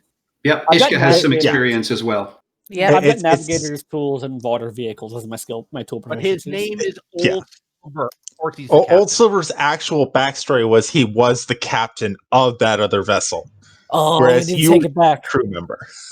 Then we need to take that ship back, and then I can start introducing myself as Commodore Silver. Not bad. I think it's gonna like descend into hell if we ever do destroy it or attempt to take it back, though. Yeah. Well, you know, one of us could very easily change the aspect of this encounter. Oh, you know what? I just realized you being the captain is all good and all. That means that you're not going to be on a ballista, though. Yeah. That's unfortunate. Oh, Misty Step only goes to 30 feet? That's bull. That's I have bull. I have water walk to you guys. No, I was thinking about if this fight does happen, I'm just going to teleport over there and just start smashing stuff. I feel like that's a bad idea.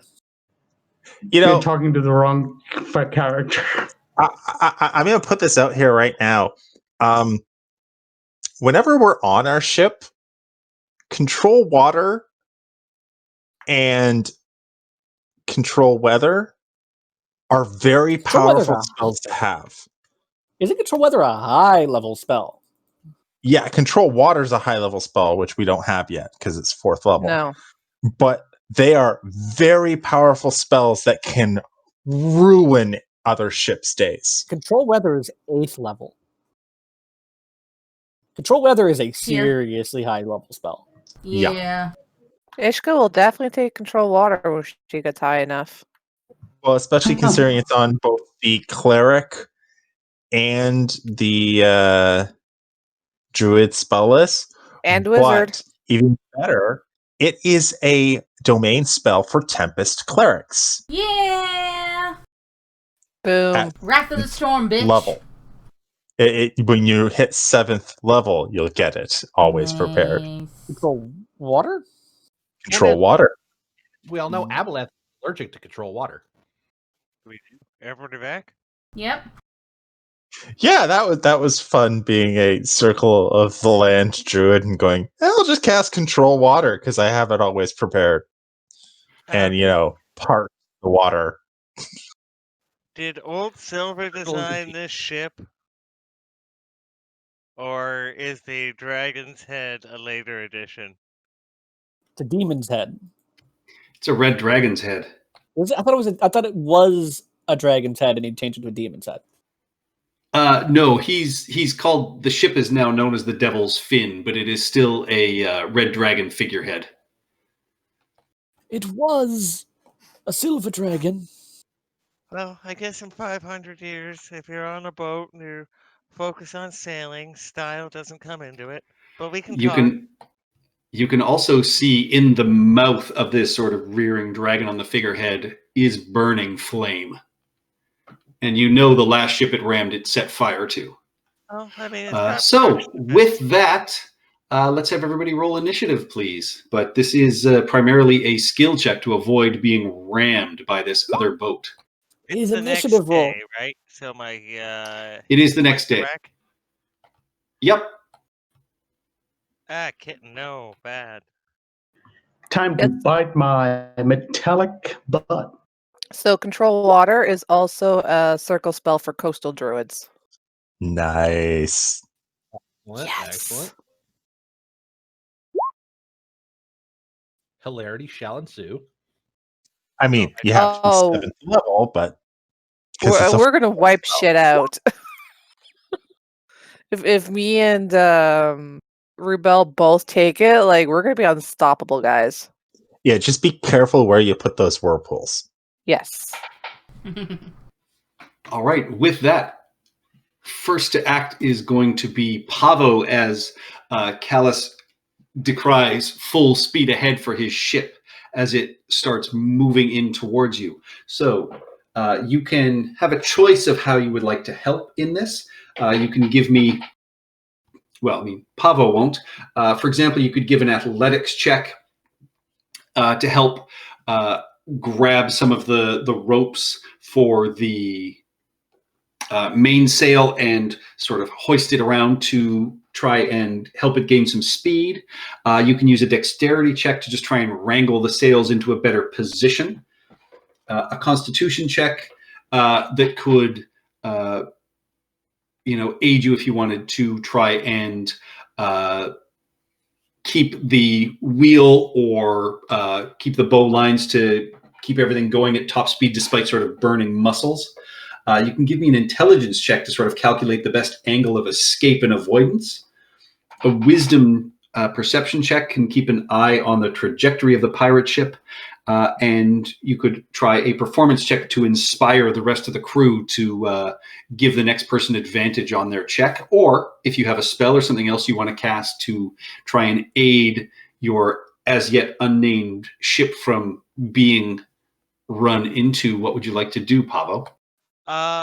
Would Shatter have enough force behind it to adjust their trajectory and do the damage, or no? No. When I'm casting Shatter, is it cast on the ship, or can I target an individual plank?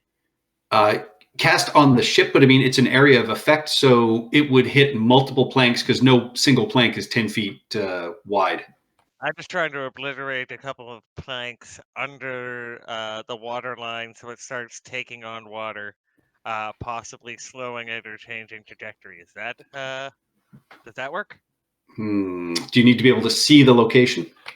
60 feet, and worst case, I have the Mariner's armor now, so I could just jump off the side of the ship and be able to see it under the water, right? Do you have dark vision? I do not. You could get under the water. You would have to get fairly close to be able to see it. Actually, no, you're not going that deep, so you would still be in the upper layer of water. So I would say, yeah, if you wanted to go under the water, you could definitely do that. Okay, so I'll use my movement to do a dive off the front of the ship. I'll decked out and very fanciful. And when I can see the ship as it gets closer, I'm going to try and hit some of the forward planks. And ooh, let's upcast it. I think I can do 3rd level. All right. You cast it, and we will go to Ishka. What would you like to do to try and assist your crew?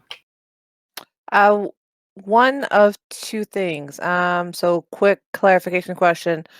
Thunderwave. Do I feel that Thunderwave would have enough power behind it to try and like push it away from our ship? Not a ship of this size, no. Okay, I didn't think so. So I will do the wisdom perception check because I have a pretty high wisdom, so that should be useful. All right. And okay, normal. Just a straight up check, right? Yeah. Yes. Seriously? All right. That is one failure. Well, you So you're trying to get right? You're proficient in perception, aren't you? Yes, you rolled a 3 plus 4. Yeah, even with The 4 is perception. your wisdom. She would have another 3 from perception proficiency. Yes, It would have been is- 10 then. So either That way. is, still not enough, Ah. unfortunately. So you're trying to keep track of this ship, but as the waves are moving, you just can't quite get the trajectory of it down. Damn. Takes us to Montauk. Okay, you said I can do an athletics check to presumably,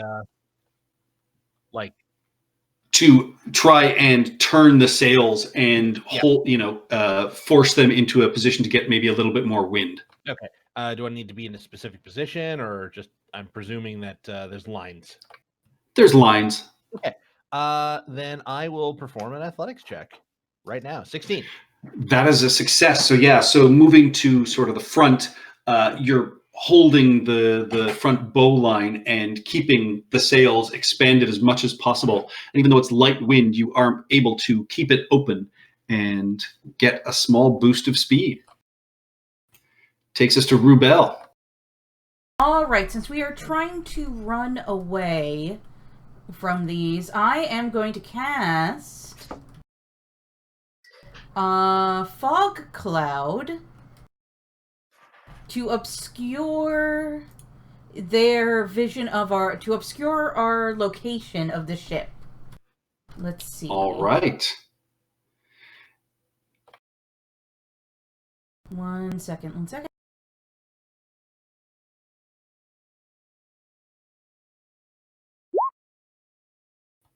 Yeah, you set up a fog cloud which explodes up out of the water and completely blocks their line of sight, which I will count as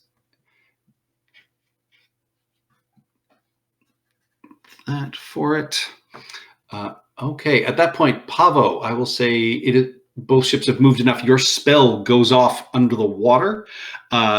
You see there is a popping and a crack of some of the wood, but not enough to do any major damage to it, unfortunately. Okay. 15 is but a small dent in the sides of one of these boats. That takes us to Scrap Heap. So the main deck of this ship is now obscured by this giant fog cloud. Okay, from what I can tell, since I'm at the back, I only have access to a ballista. Yes. And I'm assuming the cloud is obscuring my view Yes. of the ship. That is of correct. The other ship. Okay, so that is out of the question. Okay. So you can give me a dexterity check if you want to try and wrangle the back sails into a new position. A constitution check if you want to try and hold any of the tow lines and keep it strong. Intelligence check, or there is still the charisma performance check, or another skill check of your choice if you can convince me of its value. Since you said there was a strength check to hold on, can I use athletics? Nope, athletics was taken by Montauk. It was a constitution check. Oh, con check. Okay. What? Sorry. What were the other skills available? A charisma performance check to inspire the rest of the crew, an intelligence check to calculate the best angle of escape, or you could do a dexterity check or something like that to try and wrangle the back sails into a better position. Or, I mean, if you have another type of ability you'd like to use, you can make a case for it. Don't use shatter. I was thinking, okay, plan A is to use performance, but let me try plan B is to convince you. If I can use intimidation to scream, to yell out, to threaten the other ship, to come closer if you'd wish to, where we can use your skin as sails. That's what I was thinking, to use intimidation. Sure, you can And- give me an intimidation check. Okay, please don't fail. Please don't fail. Oh, there. Yeah, you scream and sort of yell that into the fog, and you can't see any reaction, but there is just a tiny bit of hesitancy on the part of the person who is steering their ship, and it just slightly alters their trajectory. I will count that as a success. Takes us to Old Silver. All right, Old Silver. What check is it to steer the ship out of the way, like to try and avoid, like steer the ship to avoid the impact? Intelligence. Intelligence. Water Yeah. vehicles. Yes. Yes. All right. Intelligence. Oh. This is a new ship. You're not quite used to it. You don't quite get the angle that you wanted. And you can feel the other ship's presence coming. This is getting pretty close. You guys have a couple of successes and a couple of failures. Nithdoris, what would you like to do? Okay. Question. How well versed are you in the principles of buoyancy and density? What would you like to try and do? I would like to. I'm considering casting, assuming I can see the ship, the enemy ship. You can see the ship. You can't see much else on board because of the fog cloud now, but you can still see like the front of the prow and stuff like Cool. that. I meant to target the ship. Am I able to enter within 30 feet of it while staying on board our vessel?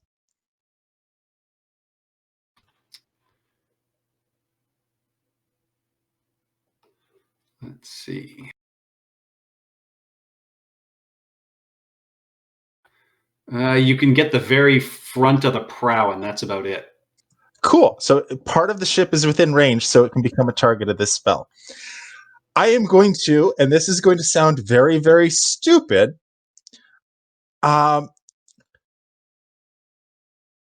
am going to cast Enlarge Reduce on the ship, enlarging it, which will cause its displacement value to suddenly be adjusted, causing it to suddenly take on water.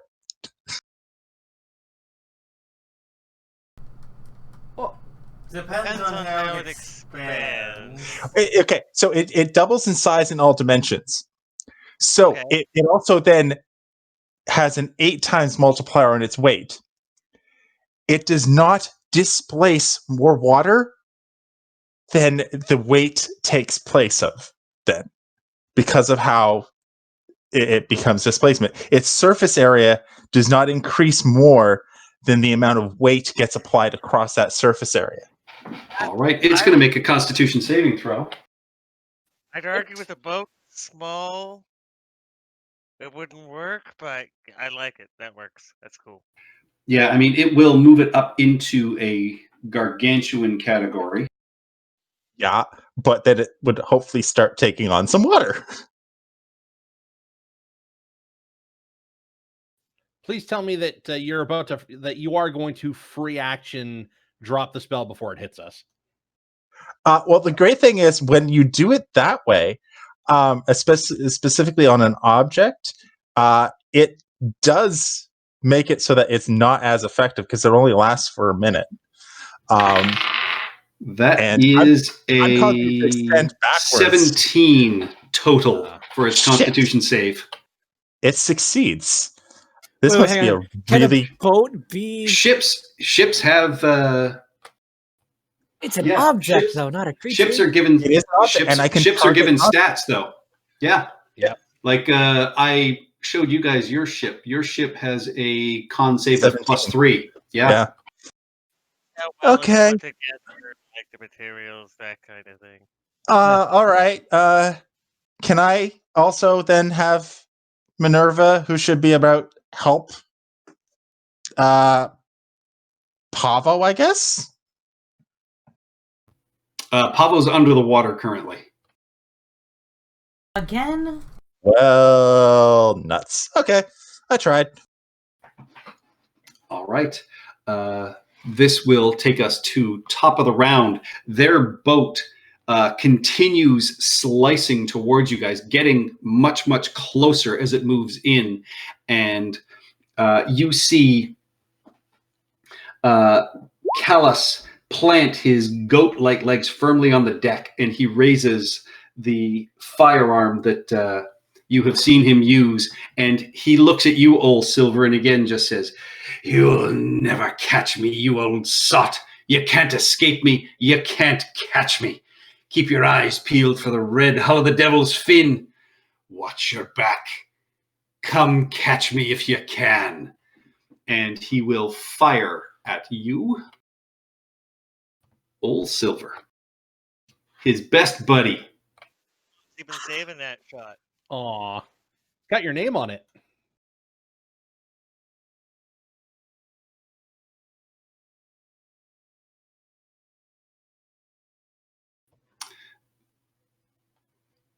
That is a 16 to hit on the first attack. That just hits. Just hits. That is going to be 8 piercing damage. And that is a critical hit on the second attack for a grand total of 18 piercing damage. And you brace as you see this prow come out of the fog, but instead of crashing into your ship, it sinks down under the water below you. So your boat starts sort of rocking and shaking, but it does not hit. It just disappears down into the waves underneath you. Wave as they go past. You can give me a dexterity saving throw to see if you can avoid being run down by it. That's the swim speed, no disadvantage. Motherfucker! Where was that deck save when we needed it? Seriously. Yeah, you get out of the way in your mariner's armor as you see this burning dragon's head and the rest of this ship just sink down underneath the boat, and you just watch it continue to go down and down, further underwater, Pavo. It is your turn. Yeah, as it goes by, can I try and cast Dissonant Whispers on Callus? Sure. Yeah, let's upcast it to level 2.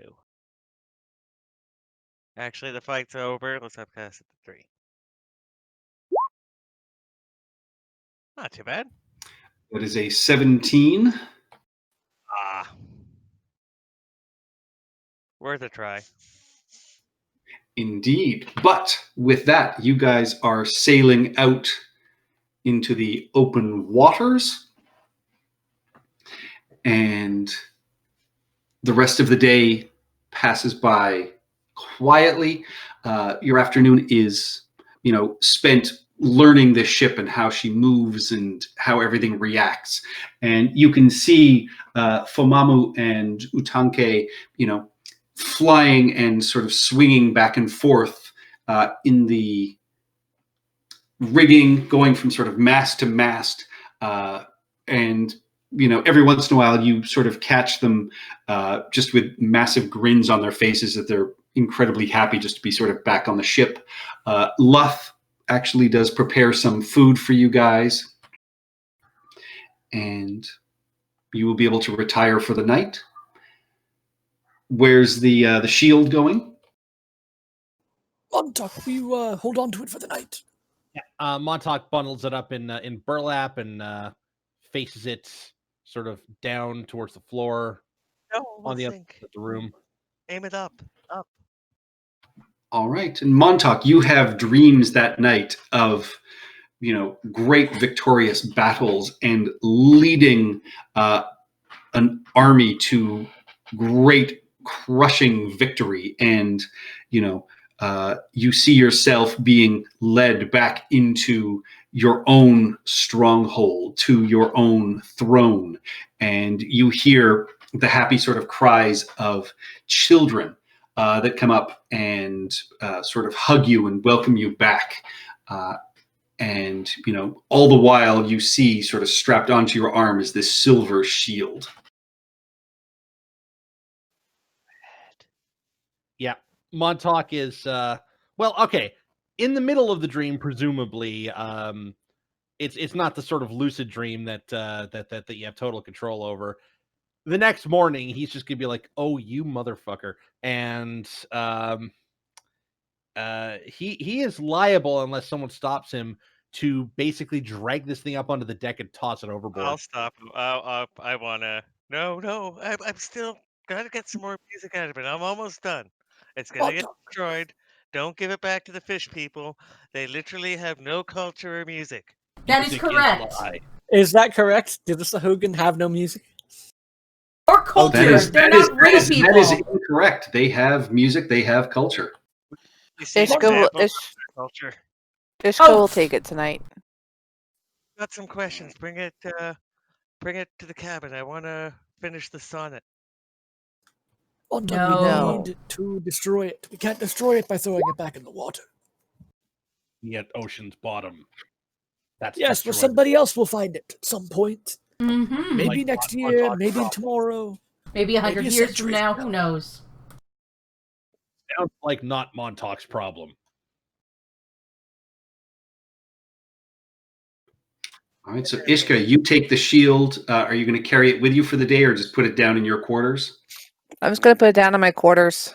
Oh, wait, that you share with me? All right, so I'm going to get out a bundle of white seaweed and start, smudging our bedroom and put a ring of holy water and holy salt around it. Make all my affirmations to Umberly. Do you have holy water? Yeah, I can make it. Do you have the silver shavings for it? I'm rich, yes. It's expensive.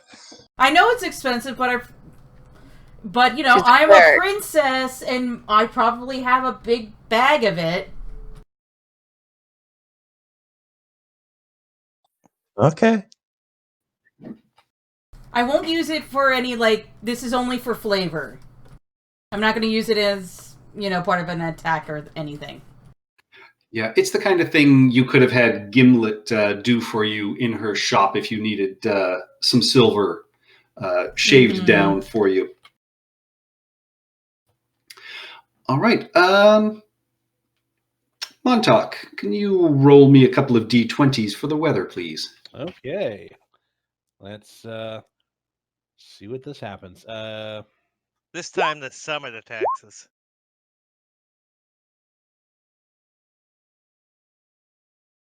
A 12? One more. Yeah, so the temperature is normal again for the season as you guys continue moving through. The wind is brisk. However, you do get light rain as the day progresses into the evening.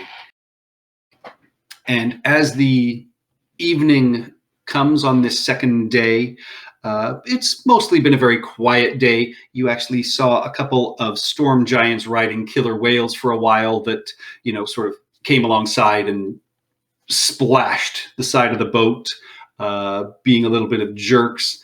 But as evening falls, the time for the naming ceremony comes. Hear that, And Ishka? You just saw killer whales. Ooh. you sure did. Haha. So, New beast form. yeah, nighttime comes. The rain is light, but it is present. All of you are culled up on deck. Let me get your new token, Scrap Heap. Map's still low res for me. Really? It's taken a while. Yeah. It does this. Like, it comes in low res and then it there it is. Like, it just popped in right now. Yeah, Roll20 is still having some struggles, I think. But Fomamu has the bowl at the front of the ship. You can see he's got torn up strips of parchment that he is going around and having each of you sign your name to. And Rubel, you know that this naming ceremony has a couple of stages, as it is an offering to Umberlee. You guys will each put forth a name. The party will vote on the name, and then the second half of the ceremony is a binding ceremony to the ship itself. And each of you will stand under the light of the moon, and it requires an offering from each of you of a drop of blood, a drop of seawater, and then your name written on the parchment. Blood and seawater. Blood and seawater. Don't be stingy. So the first thing to do is to vote on a name. So let's have everybody roll initiative to see what order you guys put your names up in. Okay. I cannot roll initiative lately. That's the lowest initiative I've done in this campaign, I think.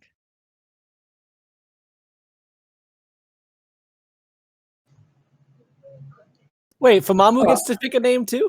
Every crew member does. As is traditions. Nithdoris, you are first up to offer a name.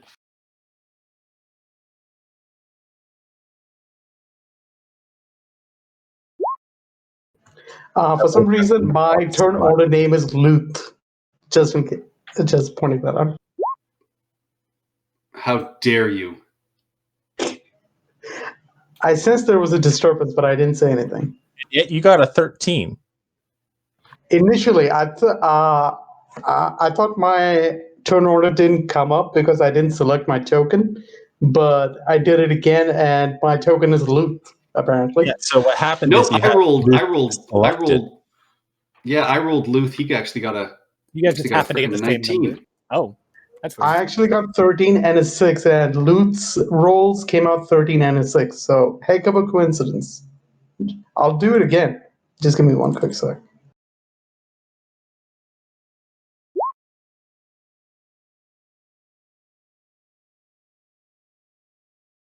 Yeah, change Luth. Yeah, I don't see Scrap. Do you have Luth selected? Like, do you have? Yeah, don't select the Luth token. Select your token. Yeah, because we have control over you, over Luth. Yeah, see, I selected him and did his initiative, and it changed. So it's whoever selects him.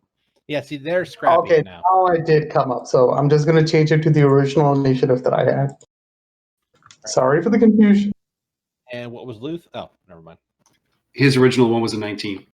Okay. Doris is still first. Yeah, no, I forget what I had suggested way back when. You suggested the Sovereign Temptation.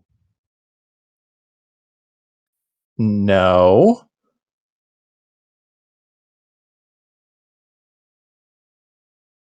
Pretty sure that was it.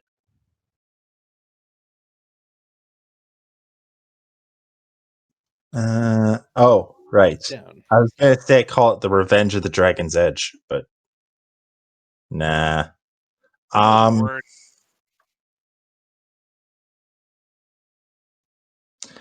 Let's see. Let's call it the. If you want something like what you suggested, the Dragon's End instead of the Dragon's Edge. No. You're supposed to have a Uh, name already. Yeah, I know. Well, the problem is I didn't expect to go first. I expected to second someone else's thing because I couldn't come up with something. Let's go with the Cerulean Zephyr. All right, the Cerulean Zephyr is the first name put forward.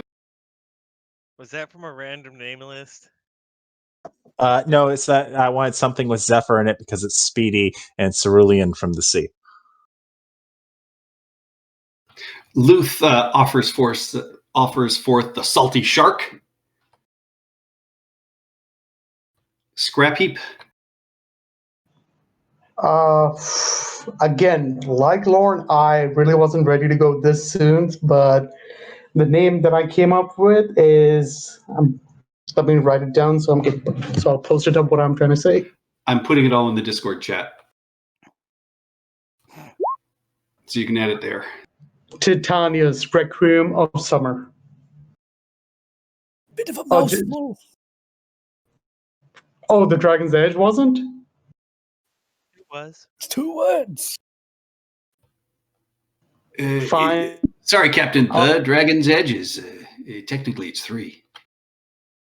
I believe the qualifier. It's fine. I'm Pavo. Oh, what was it that I had? The shit, I had just looked it up too. The Sovereign Temptation.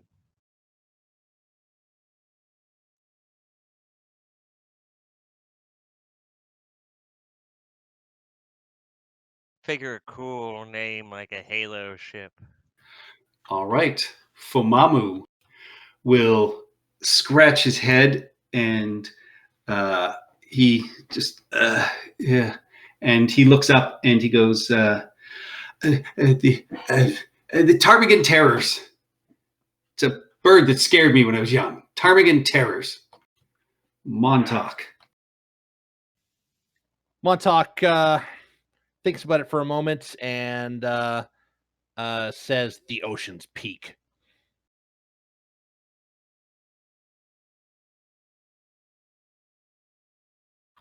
Old Silver. Silver bullet.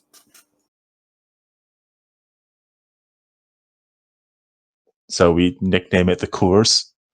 Or like a silver bullet, like an actual silver bullet, not Yeah, I know. Like old silver roulette.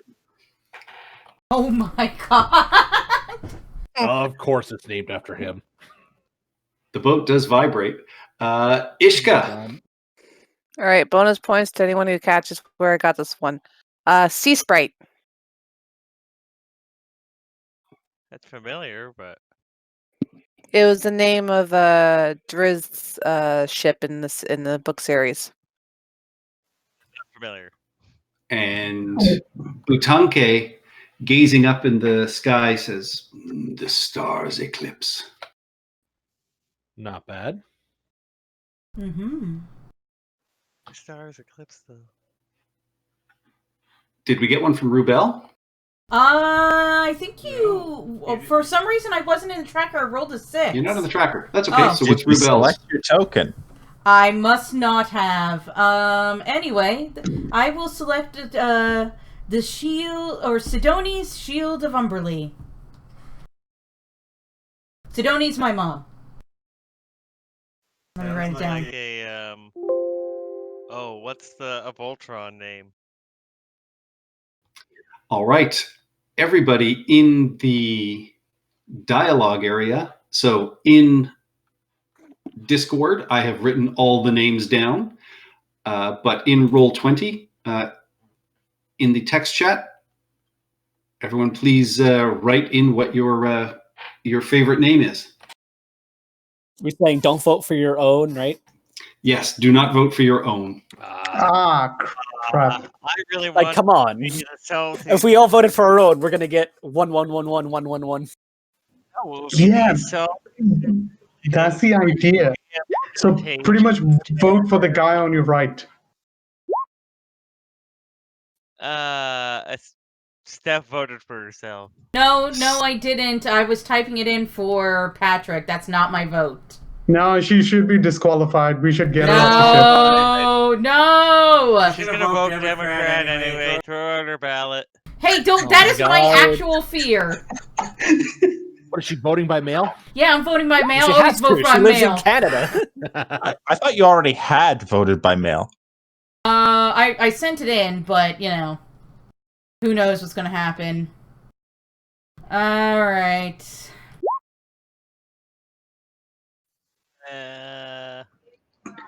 Yeah, the rest of the crew, I'm actually going to say their votes don't count. Because technically I'd be voting for my own ones, so. They're NPCs. Yeah, they're NPCs, they don't count.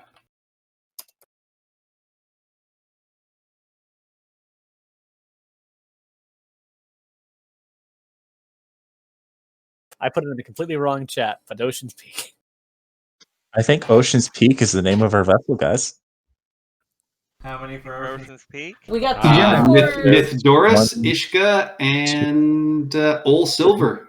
Yeah, I believe your ship's name is the Ocean's Peak. Wait, if someone has I'm a happy with that. number of votes, There's been 2 other suggestions, which means that there is no majority that can beat it. wait, so Are we going doing ranked Yeah, tie? you could tie. There's You could 3 tie. stars. And That's then it. Scrap Heap would be the tiebreaker. There's 3 star. Oh, okay. So I still Well, have. Scrap Heap went Sovereign Temptation. If I put it into Stars Eclipse, does that force us into a second vote? Yes. Does it keep all the originals? Or are we only voting between those two? I would assume. Then it would be a vote between those two. Well, I guess I'm the decider. Yeah, Ocean's Peak. Fine. No, Stars Eclipse, it's better! Ah. Stars can't eclipse, or they're always eclipsed. It's Yes, one we or the other. do! Yes, we do. Stars can eclipse. The sun is a star and it eclipses. Is there even is the source of light in Faerun a star?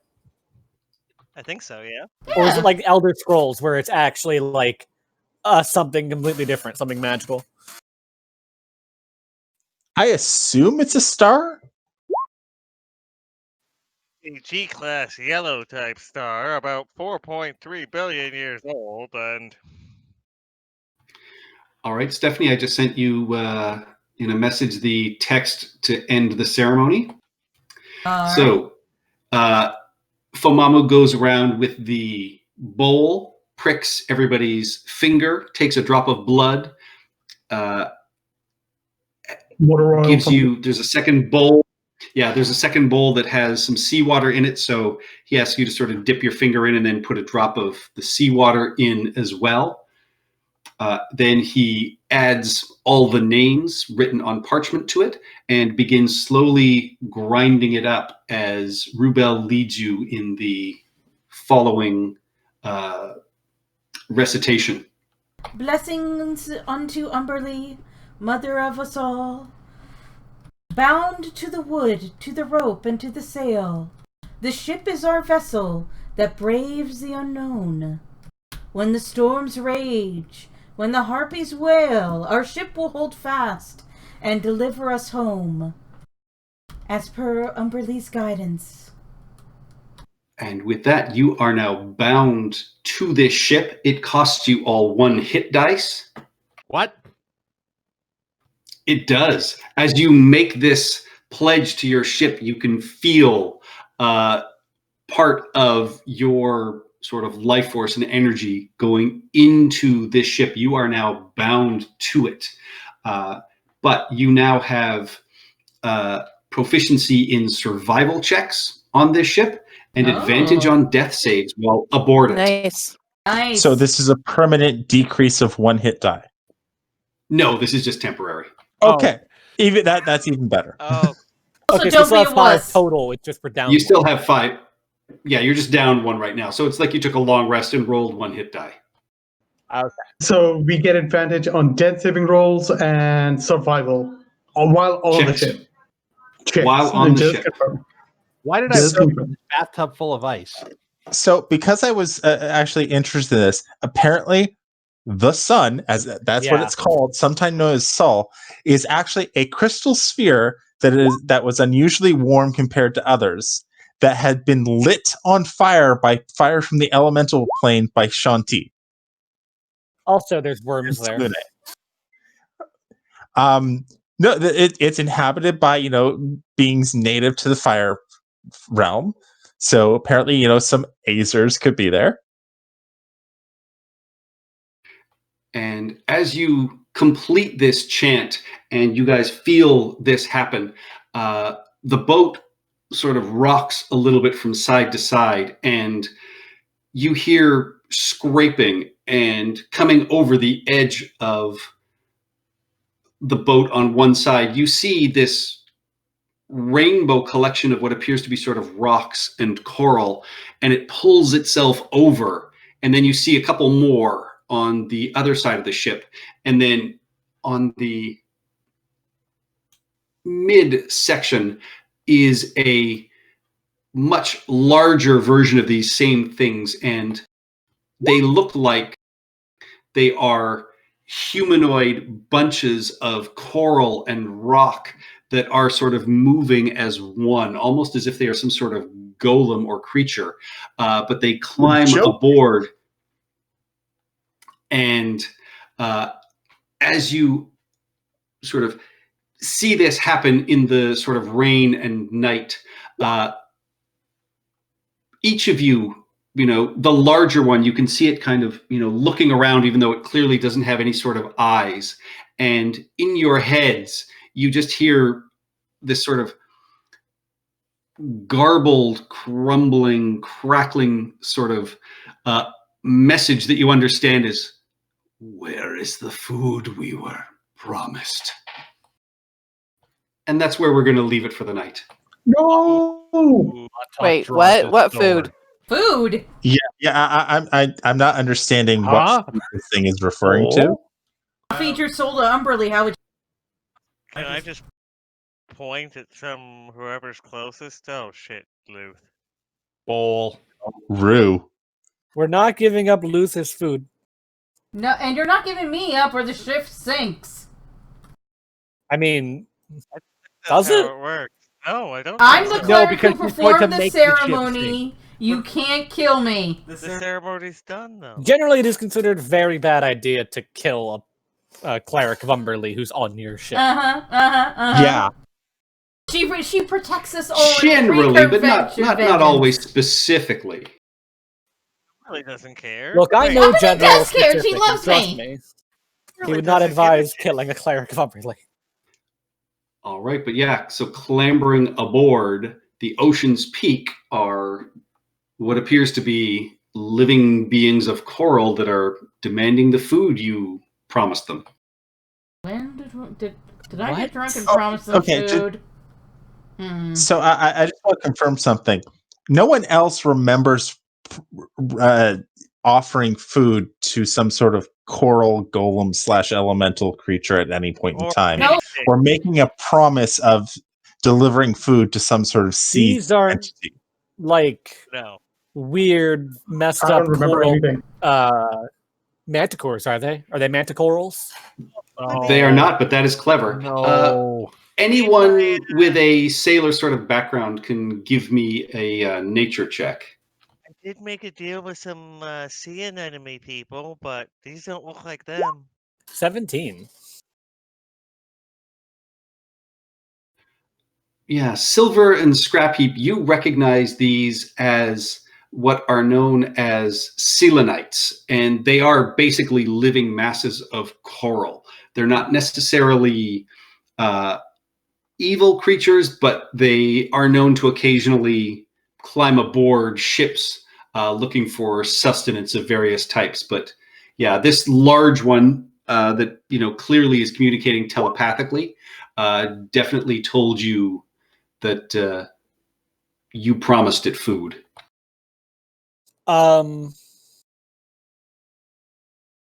But yeah, Quick. that is where we'll pick up next week.